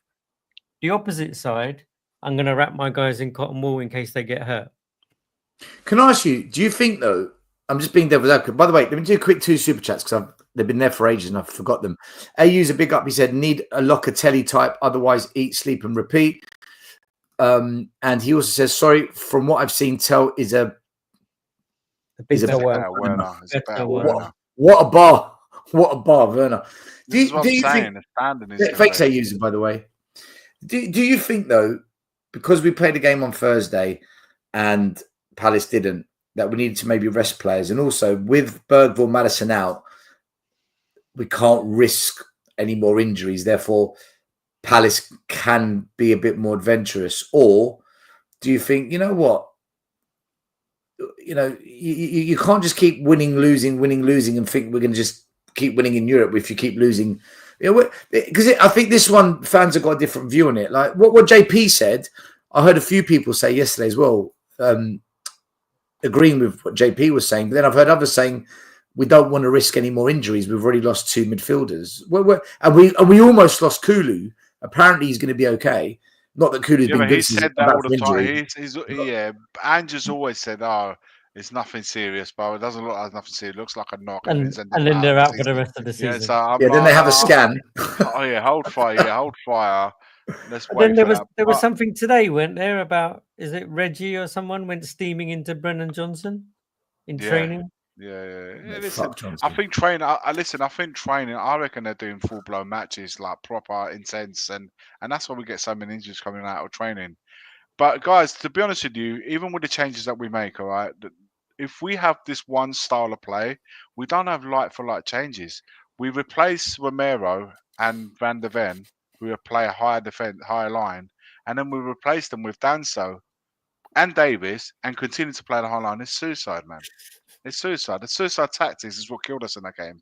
Yeah, do you think Ange should be resting players though? That's the question. Do you think he should be resting players? I think rotating a few players. I always say, look, we rotated 8. Well, that's a mass rotation there. That's almost, it's a mass rotation. I think a healthy 3-4 changes can be done. I think 8 is too many. And the goalkeeper. Don't forget, our spine of the team from Thursday to Sunday was completely ripped out. Kinski, the 2 centre backs, Archie Gray, and up front, who played for us up front? Tell? Solanke. Solanke started. No, he didn't start. No, it was Tell, Alderberg, and someone else up front. Kulusevski. Kulu. On Saturday. Come on for Kulu, yeah. So Kulu, Alderberg. Kulu, Tell, Alderberg played as a front three. So look at. If you look at just our spine of the team was completely ripped out, and I think once you do that, you're screwed.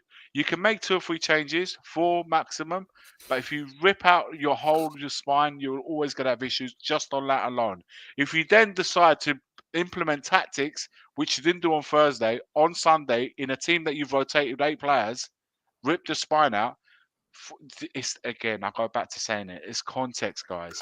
It's the context have to be right for things to work. You rip out your whole spine, you go and apply tactics that don't suit the players coming in, Davis, Danso, the players I've just mentioned. A goalkeeper who's not played in months here now. He hasn't played in weeks on end since Bukayo came back against Man City. He hadn't played a single game. He brought him in. I'm saying there's too many factors that come into it that mean that's probably going to not succeed more than succeed. And then you play an informed team who've got quick players who are laughing, by the way. When he scored the goal, the geezer was laughing because they'd already scored a few goals and then were disallowed. And they got in every single time. So It's That was everything that. embarrassing, wasn't it? Yeah, it was like it was almost as if they were taking a piss, and rightly so. So you got those scenarios, you put them all together, and you think, you know what, it's a fucking shambles. It's a shambles. What's And what's stopping the manager? Sorry, Iggy. What's stopping the manager from, like you said, only taking out 3 or 4 players, like replacing 3 or 4 players, and bringing on maybe a couple of youngsters, a couple of fringe players, and saying, "Look, Yeah. we've got final play. next week. Yeah, go out there and show me why you think you can get. you into should that be in that. You should be motivating. Do you know You what? should be motivating those players to go out, and also saying you have a duty to come out and put on a show for these fans that are paying money to come and watch you play today, as well as trying to fight for your spot in that final. Every player should be competing. But that's another subject, because I don't think there's enough competition. I think Ange already has his set 11. And There you that go. Absolutely, there you go. Stagnates the other lot who think, well, I'm not going to get in this team anyway. Spence being a prime example, yeah, blinding 2 months, and then it's like as soon as Doggy's back, it's like, yeah, see you later, See you mate. later. Well, what incentive have those players got to come out and put on a performance or play out of their skins? None. Well, I'm not going to get into the team next week. I'm just going to turn up. I'm just going to do whatever. I'm getting paid anyway. Yeah. The manager has to be the one that's motivating these players and saying, in effect, the manager should be the one who's playing the players against each other. Yeah. Look what he should be like. Look at what Son's doing. Right? Can you go out there and do better? Can you do this? Can you do that? He should be the one instigating those battles, that competition between the players. We haven't got that. Look at what the big clubs do with the squads that they have. Right? You look at. I'll give you Newcastle as an example, or even Aston Villa. They've got players in each position that can come in at any moment and take over from the player that's currently in that team, and vice versa. My position's on the threat here. I've got to make sure that I'm on it every week. We haven't got that.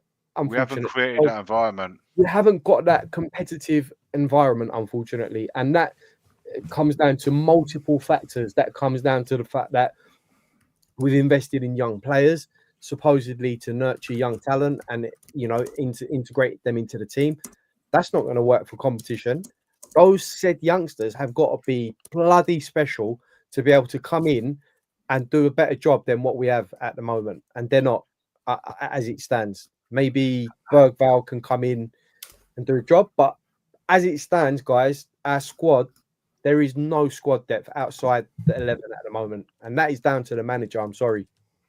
What footballing culture have we created at this club? This is what I'm trying to say. It's like, and the reason you've hit the banana in the head, there's a complete divide within our squad. They know there's the 11 that will be starting that game. If they're fit, they will start. And those guys that played yesterday, they know they're filling in gaps. They know they're filling in these games. See what he said after that Bodo Glimt match in the changing room, saying we got to use every single game and you make it the maximum for that final, right? But you haven't created that culture. You've already said you haven't put players up against competing against each other. You haven't created that competition within the team. So the players that know they're going to play, they will play, and the other players who they're not longer motivated. These guys, I'm saying, that's why I think in the league we're going to lose both to Aston Villa and Brighton. Not because I want to go and lose, not because I don't care about those games, because we haven't created scenarios. And said he's going strong against Villa. Do you believe him, guys? He did. He said that he's going to go strong against Villa. I don't think he'll make 8 changes. I don't think he'll make the same 8 changes. I think he will. He's got to keep those players sharp somehow. So I think everyone will get minutes, in my opinion, because he can't go 2 weeks without playing the players that are going to play in the final. Players like Son, he needs to play now. He needs to play an hour. He did that at West Ham, didn't he? Like Romero got the first half, and I see that happening more so. Something like that. Lee, would you go strong against Villa, knowing that one, the boys here are saying, we've got to find some match sharpness from somewhere, but two, Villa are really, really now in with a good chance of Champions League. They're going to go all out in that game at home. Big challenges, physical play. They need to win that game to really fight for that Champions League spot. So, sorry, say again. we need that sort of game because we're going into a final. So that's But, perfect. but that's a higher risk of injury. So, like Lee, when you size it up, would you go strong in that game or not? As for Spurs, What is it? Saturday? Is it Saturday or Sunday? Friday night. Friday. Oh, Friday. It's a Friday night. Oh, yeah. It's a Friday night. They changed the fixture. I mean, this is knowing that you've got a final on Wednesday, and the league really doesn't matter, in the sense that you're not going to get any positions in the league that are going to, other than maybe one or two places. I would really struggle to risk what we think is going to be the first 11. I would really struggle it with such a small amount of days to between that game and the final, and having to obviously get out to Bilbao and the training and all this kind of stuff. I would struggle I'd struggle to put them in case they get an injury. Well, honestly, this is a seesaw kind of situation, isn't it? What if the difference of having Mickey van der Ven versus Ben Davies or Danzo? Yeah, or Danzo. I mean, do you know what? Still, Danzo doesn't bother me as much, I must admit. But Ben Davies, and if we're talking, look, it's a one-off game. Listen, you got to go into this game right, thinking, right, boys, balls to the wall, one-off game. The season doesn't matter in the league. There's a couple of games left. It's all or nothing on this night. So you're going to have Mickey go at 120 miles an hour. I don't care. The only thing we're looking to do tonight is win this game. Whereas you're not going to want him to do that against Villa, right? But you're going to be hard to pull him back because he's a natural footballer and that's what he wants to do. He wants to play at his best. Otherwise, you might as well put Davis in there. So I think it's a real risk.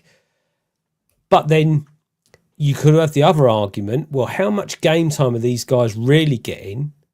Shouldn't they really be getting game time to prepare them for such a match? And guys, I'm on the fence with this. This is what I mean. I'm on the fence as well because in one sense, I totally agree with you. We need to try and protect some of our players. But on the other hand, if you're going into that final off the back of a win or even a very good draw against Aston Villa away, that builds confidence going into that final. And it also builds it gives the players match sharpness, and it gives them the same sort of environment or match situation they're going to get against United, as in it's going to be a Premier League encounter, right? So you're getting that real-time match experience, having played a team like Aston Villa going into the game against United, giving you that all Premiership tie. Because you guys are saying, obviously, Aston Villa's going for Champions League spots. It's going to be like a cup final to them as well. They need all the points that they can get. So why not create that sort of final atmosphere? Guys, this is going to be similar to all right, next week's a final, but this is going to be similar sort of intensity to what we're going to experience next week. I want you to go out there,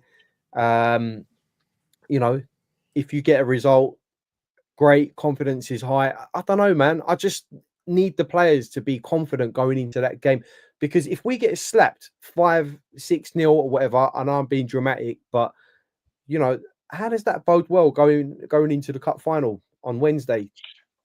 That also they've already missed. To add to your point as well, Has they've missed Palace. They can't miss Villa as well. That's like a full week and a half, 10 days without. If you take Van der Ven, Iggy, that means he wouldn't have played a game for 2 weeks, right? Yeah, it's too long. It's too long. They need that much sharpness, man. They need it. I completely understand you, Lee, and I agree with the points that you're making, but I just feel like they need that match sharpness, and that's why he probably took him out of that Palace game, thinking if I play him closer to that time, it keeps them fresh and keeps them, on the ball for Wednesday night. So I can understand the thinking behind it. I would play a semi-strong side though, not completely. Maybe the wingers I'll take out, try something different with the wingers, but keep that nucleus of the team there. That that central hub, that midfield. You know, you're going to want to know who you can trust for that final on Wednesday. So, do you think Son should start on Friday night to get him some game minutes? 100%. Because I can't see. I know there's been a lot of conversation of whether Son should start on the final or not. And I'll be honest with you guys, on that left-hand side, I don't think anyone deserves to start there. I think it's up for grabs, that position. I don't think Kel's done enough. You're right. Richarlison. Odegaard maybe if Johnson plays. Can I Richarlison, Lee, don't start with me, Iggy. Can I you know this final in terms of players starting and whatnot? I personally think Ange in this one-off game should completely mix it up. I don't think he should go with his 4-3-3. And I'll tell you why I say that. Without a 10, a proper 10, we look clueless. We don't look like we're going to create anything. You know, we didn't really create much in the middle against Bodo. I don't think we created hardly anything against Palace. And I think it's a big, big problem. What do you think about this? Our strength is that we've got better defenders than Man United right now. They've got a lot of injuries. I think they're going to go with Maguire, Lindelof, centre-back. Onana's got a clanger in him at any point of a game. I think they're stronger in midfield than us, though, because we've got no Bergvall, no Maddison, Bruno, Casemiro, Kobe Mino. I think there's something about Man United there. Experience in that midfield. Say that again, Has? So much experience in that midfield. Yeah. Casemiro, how many Champions Leagues has he won? Yeah. European Bruno Fernandes, he's won a couple of trophies in the last couple of years at Man United. I personally think what we should do is go free at the back with Romero on the right, Danzo in the middle, Van de Ven on the left of the back three. Play Dogi and Porro, push them up high as wingers, stroke wing backs, and then put two holding mids in front of the back three to protect them, Bissouma and Bentancur. And if they push up and one drops, you know, call it the pivot, whatever you want. And then go with three up top, but not across as a line. Two strikers with a false nine behind. And those two strikers for me would be either Son and Johnson or Solanke and Johnson. Because Johnson's got goals in him. And he actually played more as a striker at Forest. And then in the 10, you either put Kulu, Odegaard, or whichever other striker doesn't play there. I think that is a much better team that can be defensively strong, and because we will use the flanks more, we bypass the midfield. And I think we've got a chance. I think we've got a much better chance that way. But I know Ange isn't going to do it. I know he's not going to do that. I was going to say, I think that's a really good idea. That's a really good idea still, but he ain't doing shit. I don't think he's going to do it. It's an improvised formation. This thing. Amrin won't expect that either. Man United won't train for that. They'll train we for. We won't expect that either because we wouldn't have worked on it. How do you improvise something like that without even so much as playing it in another match? You try it against Villa. All right, so now we're going to try this against in 4 days before the final. What about the other 20 league games where we could have tried something different? We could have. Listen, I'm not knocking the idea. Just to be clear, I'm just saying because my worry is we've had so many meaningless Premiership games where we've given them away. I hear you, but my worry is this game will be won in midfield, right? Lee said it earlier. Most games are won in midfield. Stronger midfield. Yeah, they have a stronger midfield, and as much as they're not that good up front, they've got goals. They put 6 past Bilbao or 7, however many. They scored 5 against Lyon when they were 3-2 down. They find a way, right? They've got goals. They had a man set off, but what I'm saying is they can score. Well. But defensively, they're shit. That's why they're 16th. They're shit. Their weakness is their defense. Our weakness is I love how we're cussing our tactics. 16th, you know. No, but our weakness is our tactic. It's too open. Their weakness is they can't defend. So play to our strength and nullify their midfield. And I honestly think we'll beat them. I don't think they'll get around it. We've beaten them 3 times already still this season. Once was with Ten Hag.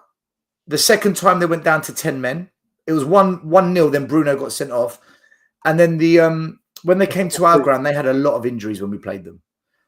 I think it's going to be like the 4-3. I think they're different now. Under Amrim in Europe, they're different. In Europe, they're different. But so are we, I guess. So are we.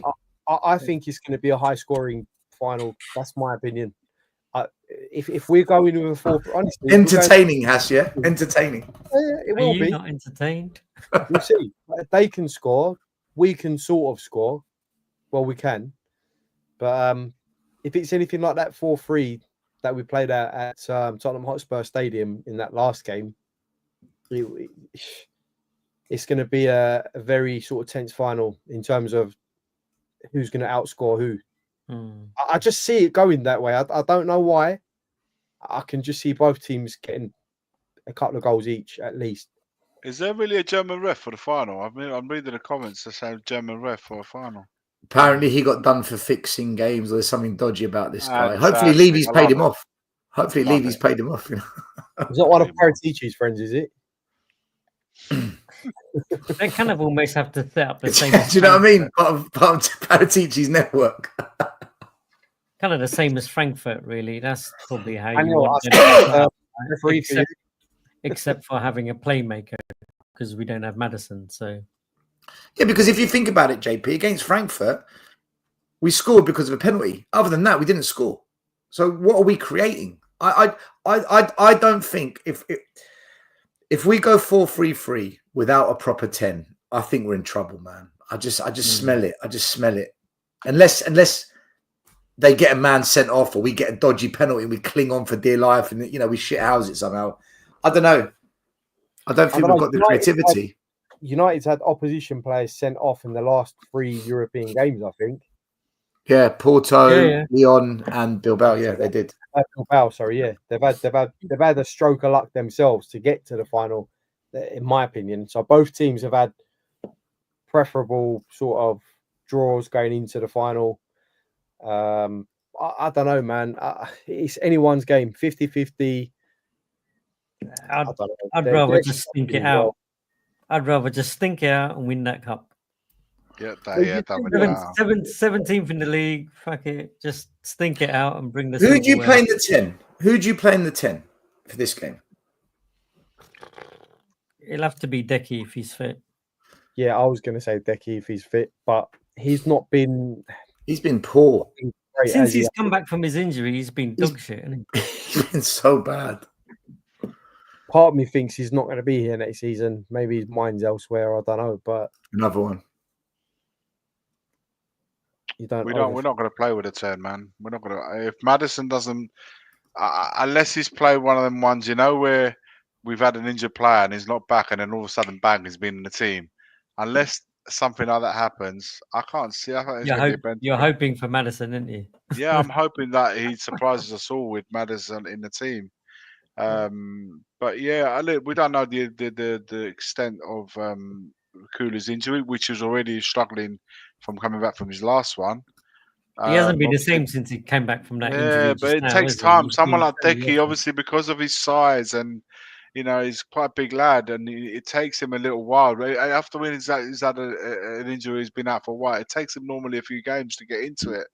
But if that doesn't happen, man, we've got to be playing with Saab, Suma, and Benzema in midfield. Archie Gray. Archie Gray in the 10. Stick Archie Gray in there. The more I think... If I see Archie Gray starting the 10, I will get arrested in that stadium. I swear on my life, I will lose my fucking mind if I see him. If I see him starting, I think I'm going to lose it. It's like walking on with a white flag. Look, we've lost Lee. Lee just like, fuck off, I've had enough. Don't talk about Archie Gray. I'd see three midfielders playing, and then Son depends how he does. You know, how many. If he plays a good hour against Aston Villa, listen, we can't start with Richarlison. Sounds like another Kane situation. I'd rather we bring cannot. Him on No. Kane. When I say Son came on against Palace and he was dog shit. 20 minutes to go. Bring Son on. He took too long to pass, slow with the decision making. He looks so rusty. Honestly, man. How do you resolve that? By playing Richarlison on the left. Sure. I told you, change the system. If he goes 4-3-3, we're trying to fit solutions into a problem. He did You really gotta- well against Bobo Glint, didn't he? Richarlison. This guy, he's not done that all season. Still, he hasn't. Richarlison, this guy's stealing a career. How? I don't know. The thing is, you know what? Richie, he scored a header up at Old Trafford, didn't he? Was it? He scored a header under Ange in the first season when we got a 2-2 up Listen, there. he could well start right. with Stephen Richie. Højbjerg in midfield. Yep. Oh Lord. He could well start. It could be the team that started the semi-final. That's going to start in the final. I The can more see I that think happening. about your tactics, Stel, it does make sense to have that sort of three at the back. It's just that I'm thinking he's not going to go with it. He's not going to do it. But just thinking about the crosses from United are going to be a danger. You know, having three at the back, having three central defenders might sort of alleviate that problem a bit as well, because they'll have old Harry Maguire, Bruno Fernandes sort of whipping the ball in. I don't know, man. It's going to be a bit of a problem, but I just think it's going to come down to who can outscore each other. But the three at the back does make sense. We need to get into their defence. It's crap. We need to get into that back four. They're not good. I'm telling you, Onana, the amount of saves or catches, we think Vicario fumbles. Onana's a different level. My problem is the only way you get at them is going to have to be up the flanks, which is why I think we should switch the system and protect the defence. Because when we attack up the flanks, our defence is so exposed. So go up the flanks, avoid the midfield because we haven't got anyone there, but solidify the defence. So when they do transition on us, we got them. If we goes 4-3-3 and attacking up the flanks, we'll probably get into United, but we'll give them the whole freedom of the park to attack us if they win the ball. And that's my fear. It'll be a bit like Crystal Palace with the amount of gaps that Crystal Palace. They took the piss through midfield, didn't they? We was like, just pick a gap, JP Palace. was awful. You know what I mean? I saw like Spence following. What's his name? Was it who did he follow into the box? Completely missed the left hand side, and Munoz was just down that left hand side. You know, we're going to leave gaps no matter what. If we're playing 4-3-3, it's going to be like going through butter for them. It depends if they've got players like Ahmad and stuff to just sit on that wing and just expose us. But I don't know, man. I'd like to see us. I'd like to see us sort of not cross the ball in like from the air, because they've got Harry Maguire good at heading the ball away. They've got big defenders that can head the ball away. We've not really got anyone that can challenge the defenders in the box, in my opinion. Not even Solanke. I'd like to see that ball. Danzo's good in the air, but he's not going to play striker, is he? What I'm saying is, do you know who is good in the attacking play with headers? Bentancur. Bentancur's actually right. Yeah, he gets headers, but I just want to see them get to the byline and just cut the ball in. Yeah. Like we did pre-season. That's how we need to do it, because Harry Maguire isn't, for as good as he is at heading the ball and everything else, he's not good on the deck, is he? He's not good on the deck, you know. Mate, he's slow. He's like Ben Davies. He's slow. Like, if no pace. Players like maybe Odegaard, or if you know what, if Johnson can take on his man, if he was able to take his man on and get to the byline and square that ball in, I'm telling you, he'll be an asset. He just can't do it. He just always goes back. And it's almost like he hasn't. Yeah, it's almost like he hasn't got the confidence to take that person on, is he? And it's almost like this, JP. It's like he says to Johnson, right, get there, and then just square it back to Porro and let Porro cross the ball in. And that's what's going to happen. Again, he's going to get there. He's going to turn back, pass it to Porro. Porro's going to float the ball in. That's what's going to happen. And Maguire's going to head it out. Exactly. I would not play aerial balls into the box against United, because it's just we're going. You're right. I agree, Haas. Keep it on the deck. I agree. I think we need to keep it on the deck, but I don't know. It's pointless. It's pointless, you know, crossing a ball to someone that isn't going to win the duels, and then that's where we're losing the ball as well. And then they break on us. We're too far high up the pitch after that when we lose the ball, and it's the same old scenario. So I just think, I don't know, who do you guys think that should start the game, as in wingers. It'll have to be Johnson on that side, and I wouldn't literally play a with. toss-up. I wouldn't play with them. Bad I punch, wouldn't right? do it.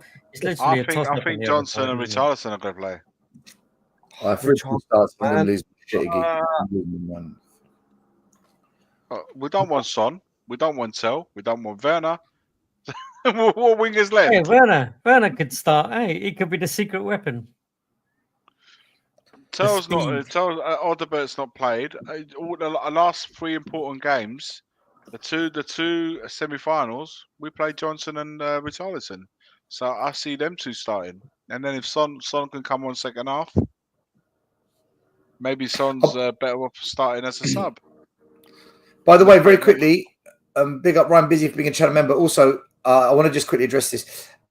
So, Patrick, I've created a WhatsApp group for all of us to meet in Bilbao. So, can you email me and anyone else who's watching, if you want to come and kind of drink and sing and whatever with us, email hello@tottenhamaway.com. Email hello@tottenhamaway.com and then send me your mobile number and I'll add you to our WhatsApp group. We're all going to try and meet together, have a few drinks and whatnot. So anyone coming, if you email, I'll add you to the group. All right. Sorry, Iggy. No. For me, like I said, I see the 2 semi-final games tell me that Richarlison and Johnson are probably going to be the ones that start, because if Son isn't ready, Tel isn't ready, and Odebert probably be used as an impact sub, then yeah. Look, I'm hoping that we recover at least one player from Kulu. Madison. He's like, please, Madison. Make Yeah, it. it has to. Madison, I see a surprise in that. I do. I could see him springing up mate. He can't miss that final. He can't miss that final. I'll be moving heaven on earth. What is his injury? A strain in his knee, apparently, or the back of the knee, or something like that. Madison, yeah. If he's out, he's out. But I'd be like, if I was in Madison, I'd be like, do anything to put me on that. Madison's out, guys. What are we doing here? He's out. He's out until August. He had a scan. He's out. Him and Bergville are done. They're not playing for Spurs this season. What Iggy's saying that he's hoping some sort of surprise. Smoke and mirrors. Smoke and mirrors. Listen, Iggy. I tell you what. If you're right on this one, I'll treat you to. You find the best pizza in London. Find the best pizza in London. I'll treat you. No pineapple as well. You'll buy the pineapple. No pineapple. He'll buy the pineapple. I'll bring the. I'll bring the pineapple. But look, fundamentally, whether he's fit or not, you want to have the players who are going to be 100% ready to go, man. You can't have this 50% situation where you have a player that might be having a, it didn't work. I remember seeing was it Costa? Then he came back and within 10 minutes he was subbed. Remember they put that horse placenta on his thigh or his hamstring, whatever it was. He went off. Yeah. Yeah, do you remember that? And it doesn't work, guys. You need to be bang on. Like at the worst case scenario, if you're not fit, you're on as a sub, you can make an impact. That's already, you got to take into everything in consideration. You've got a 90-minute match. You could potentially go into full extra time. You don't know. There are all these factors. Got 5 subs. You've got to make the most of it. So Mad has posted on Instagram and X that he's gutted not to play in the final. So unless he's pulling the con of the century, and even he's in on it. But what's up, dude? Ain't seen her for ages. We've got to sort of put our eggs in our basket with Kulusevski. Just hope that Kulusevski can get fit. Either play him in that 10. I would personally, guys, I would have Kulusevski on the right ahead of Johnson. But if Johnson's fit, Johnson's going to take that spot, and we've got to hope that Kulusevski can sort of take that number 10 mantle. But it's going to be a completely different type of 10, if you know what I mean. Or sort of direct running, taking on players and stuff. Whereas Madders is like sort of more passing, more intricate and stuff. He can see things. I don't know. I just think I'm gonna hold that little window open. What for Madison? Oh mate, I don't know what it is. Why do little that? I told you so Why- too. I don't know what it is, man. I'm just. Well, listen. Why am I annoying you lot so much? I don't understand. You're not annoying if me. he's out, if You're he's not out, annoying he's me. out. No, I can see your reactions. If he's out, he's out. No problem. If he's out, he's out. But it's happened before. It's happened before where I can't handle fake positivity, Iggy. It affects me. I can't it's handle not a fake fake positivity. positivity. It Mine is. is just a glimmer Fake of hope. That's all it is. Mine's just a glimmer Yeah, of hope. that's fake positivity. To me, that's fake Fake, positivity. but I'm not being fake about how I'm feeling about it. So I don't understand what it means. I'm not being fake. I genuinely believe because it's happened before where a player was going to be out and then bang, he was in the starting lineup. I'm not saying it's going to be happening. I'm saying I'm just leaving a glimmer, like even if it's a 1%, maybe 99% is out, but if he isn't, it. an instance that They're asking, is Iggy a happy couple? It's a question from the audience. Our loyal audience members are asking you, Iggy, are you happy, Clapper? All right, let's go in with Saar, Bissouma, and maybe Alex. Maybe I need to go to bed. He's on a wind up. Yeah, maybe so. Maybe so. Les deux. He agrees with I you. do. I'm just. It's just a hope. That's all it is. But I'm not. Maybe it may be a case where we play Bissouma, Saar, and Bentancur in midfield three, and then. Maybe that will force us to play a little bit more pragmatic for the first 60 sort of thing. Yeah, it is. So true. I might actually watch a bit. I might watch Ted Lasso. in the event that we haven't got Madison or Kulusevski, I mean, what do we do? What do we do then? Who comes in? Son? No, man. I'm convinced we're going to play with the three midfielders I mentioned: Bissouma, Saar, and Bentancur. I think we'll go with that, and I think it'll be Solanke, Johnson on the right, Richarlison on the left. I'm convinced of it. Saar. Yeah. Because if Son starts, I don't see Son playing a whole 90 minutes either. So, put strawberries on the pizza. That's Not Bergvall then. Saar over Bergvall. Oh, but if Bergwell's out, I'm being told. Bergwell's out I'm for the season. He's another one that's out. Is he out for the season? Bergwell's definitely out. Bergwell's out for the season. This is what I'm saying to you. We need to change the system. I'm telling you, I've got a feeling. My feeling is that Madison will make it. He won't make That's it. my feeling. You're so deluded. I can't do this anymore. I'm telling you this now. With that midfield, right up again, it's going to be like men against boys. That midfield. I'm telling you now. But Bissouma needs to have his best ever performance in a Spurs shirt. Bissouma needs to fucking justify what he's getting a red card still. Come on, let's be honest. Yeah. Could you imagine? Do you know what? We gave away a penalty in Madrid in the first minute. So if we get a red, we're used to it. Deluded and fake positivity. Look, boys, honestly, I think this is a 50-50 game. It's 16th versus 17th. I don't care how many times we beat Man United this season. It means nothing. Can I be honest? I think it's a 60-40 game in their favour, and here's why: they've got the pedigree. Even when they're crap, they know how to win finals. They've won. Yeah, I'd say they're favourites. I think they're favourites but I think they beat City, didn't they? Sorry, yeah, they beat City, didn't they? In the cup final? I think they beat Arsenal in the semis as well, isn't it, or quarters of the other? They beat them in the FA Cup with 10 men. With 10 men as well. They just they've got that pedigree, man. When it comes to winning cups, I don't know. With that midfield, I've got no faith, man. Honestly, this is. I think Man United are the favourites. But after 15-20 minutes and the game sparks into life, I think it's a 50-50. I think it's a 50-50 game. If we wear green, it's done. We're going to wear white. You know we're wearing white. We're not wearing green in the final. We're the home team as well, right? I think we've been classed if we dress up like Haas, we're going to win. All green. Come in, we're done. But people really. Do you know what? In that little video that I've done, people really want us to wear it all in white. They want us to Yeah, wear but white. that's like tradition, isn't it? Tottenham in Yeah, it's Europe, all true. white kits. They want us to wear all in white, and I'm saying, you white know what? socks, white shorts, white top with a Mm. nice I'm splash saying- of red.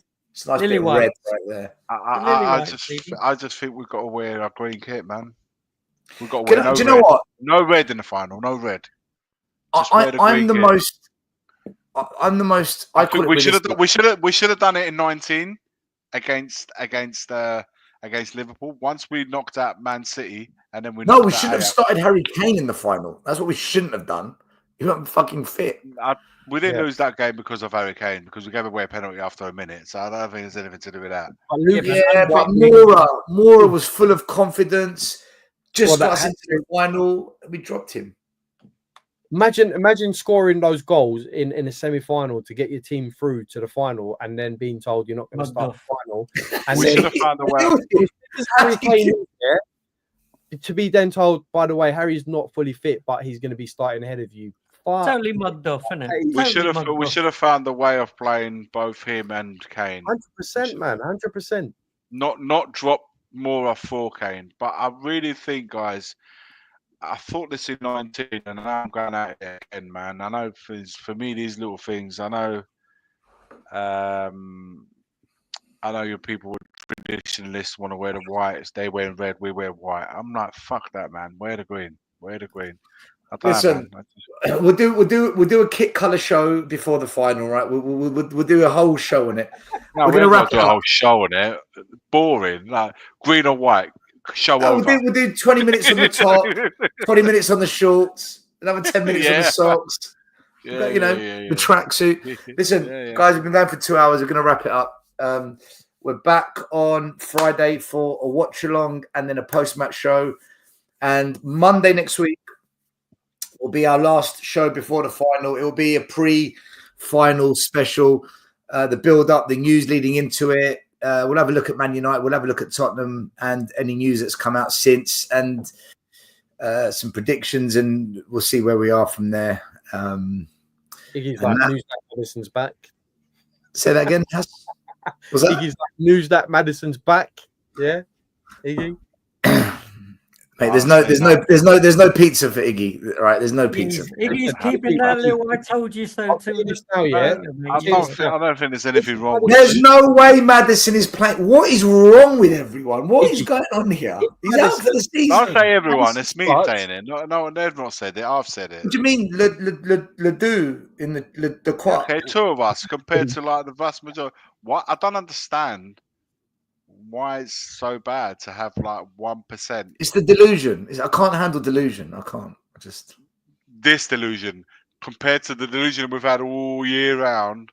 I know everything else. The delusion generally goes all around Tottenham. You're going to nail me for this delusion. All right, cool. I was going to. No. There's lots of delusion. There's lots of delusion. This is another the one layer. you're going to go at me for. If Maddison starts, if he's back, I'll give you. Don't you start, Has? No. Listen to what I've got to say. If he does, I'll give you a free meal for a whole year. For a whole year, you know. For a whole year in my calf. Oh, Lord of mercy, Maddis, please. He's saying that. He's saying that because he knows he's not going to have to give you anything. Hey, if Maddison starts and goes off after 30 seconds, the deal applies, yeah? So right now, even if he starts the game and walks off after a minute, the deal sticks. Right now, Iggy don't give a shit about the cup. Right, he just wants Maddison to start. Yeah, just start and then walk off. Look at the delusion. Watch him come on and score a goal with his crutch. Who is Ledoux? Is it Edu's French brother? Ledoux. Ledoux. Do you know what? Oh, Ledoux. Someone put the funniest thing in the chat earlier. Let me. Do you know? I can't find it. I'll hold on.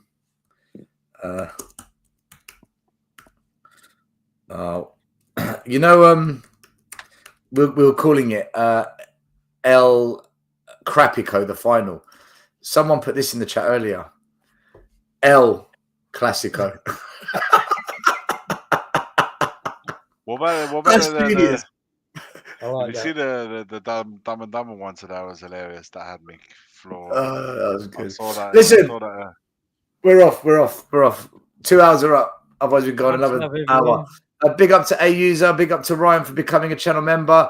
Anyone who wants to join us in Bilbao, if you're out there, email me and I'll get your mobile number and put it into the group chat. We can all meet up for a drink out there. Otherwise, we're back on Friday for the Aston Villa game.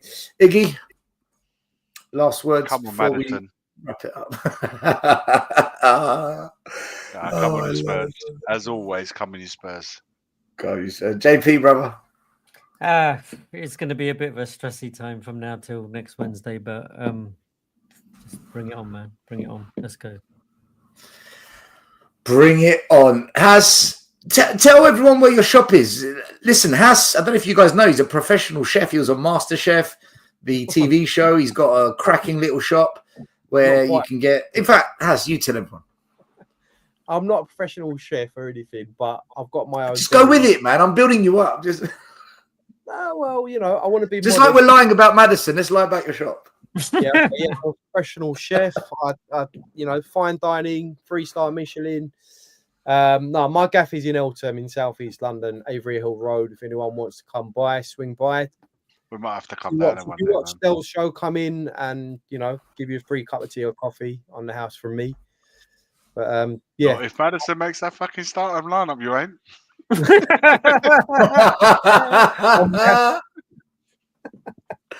Iggy's going to say, I want the left and the right side of the menu. Oh God! Can you imagine how smug he's going to be? Fuck it, you're the first person I'm texting if he's in that starting lineup. As soon as that team's announced, boy, if he's in it, you'll be like, boy, I'm planning my road trip to South London. No chance of that happening. But no, thank you very much for having me on, Stel. Honestly, Tommy's asking, what's the name of your cafe? It's called the Avery. It's on Avery Hill Road. So we're on Google as well. Just check it up on Google. You'll see it on there. If you're passing by, come by and, say hello. Give you a free cup of tea or coffee, whatever. Have a chat. Yeah, guys, I'm looking to sort of come back more often, but I'm not actually affiliated to any sort of channel or anything. As opposed come when to you want, mate. You come when you want. House is going to be like Ian Lubin, just bouncing around, ducking and diving on all the channels. Definitely. But no, thank you for having me on, and big shout out to the chat as well. Big up to Haz, man. Thanks for being on, Haz. Always welcome here. Yeah, guys. All right, we're off. We'll be back on. I'm on Charlie's show tomorrow night, No Filter FC. If you want to come and check that out, and I'm also going to be on Savage show, Football Heritage TV on Wednesday at 5:00. Come and check that out, and then back here with the boys on Friday. Have a good one. Look after yourselves. Come on, you Spurs, and you're deluded if you think Madison's playing. All right, peace. Peace. The first game we look for, Robbie. Tottenham away.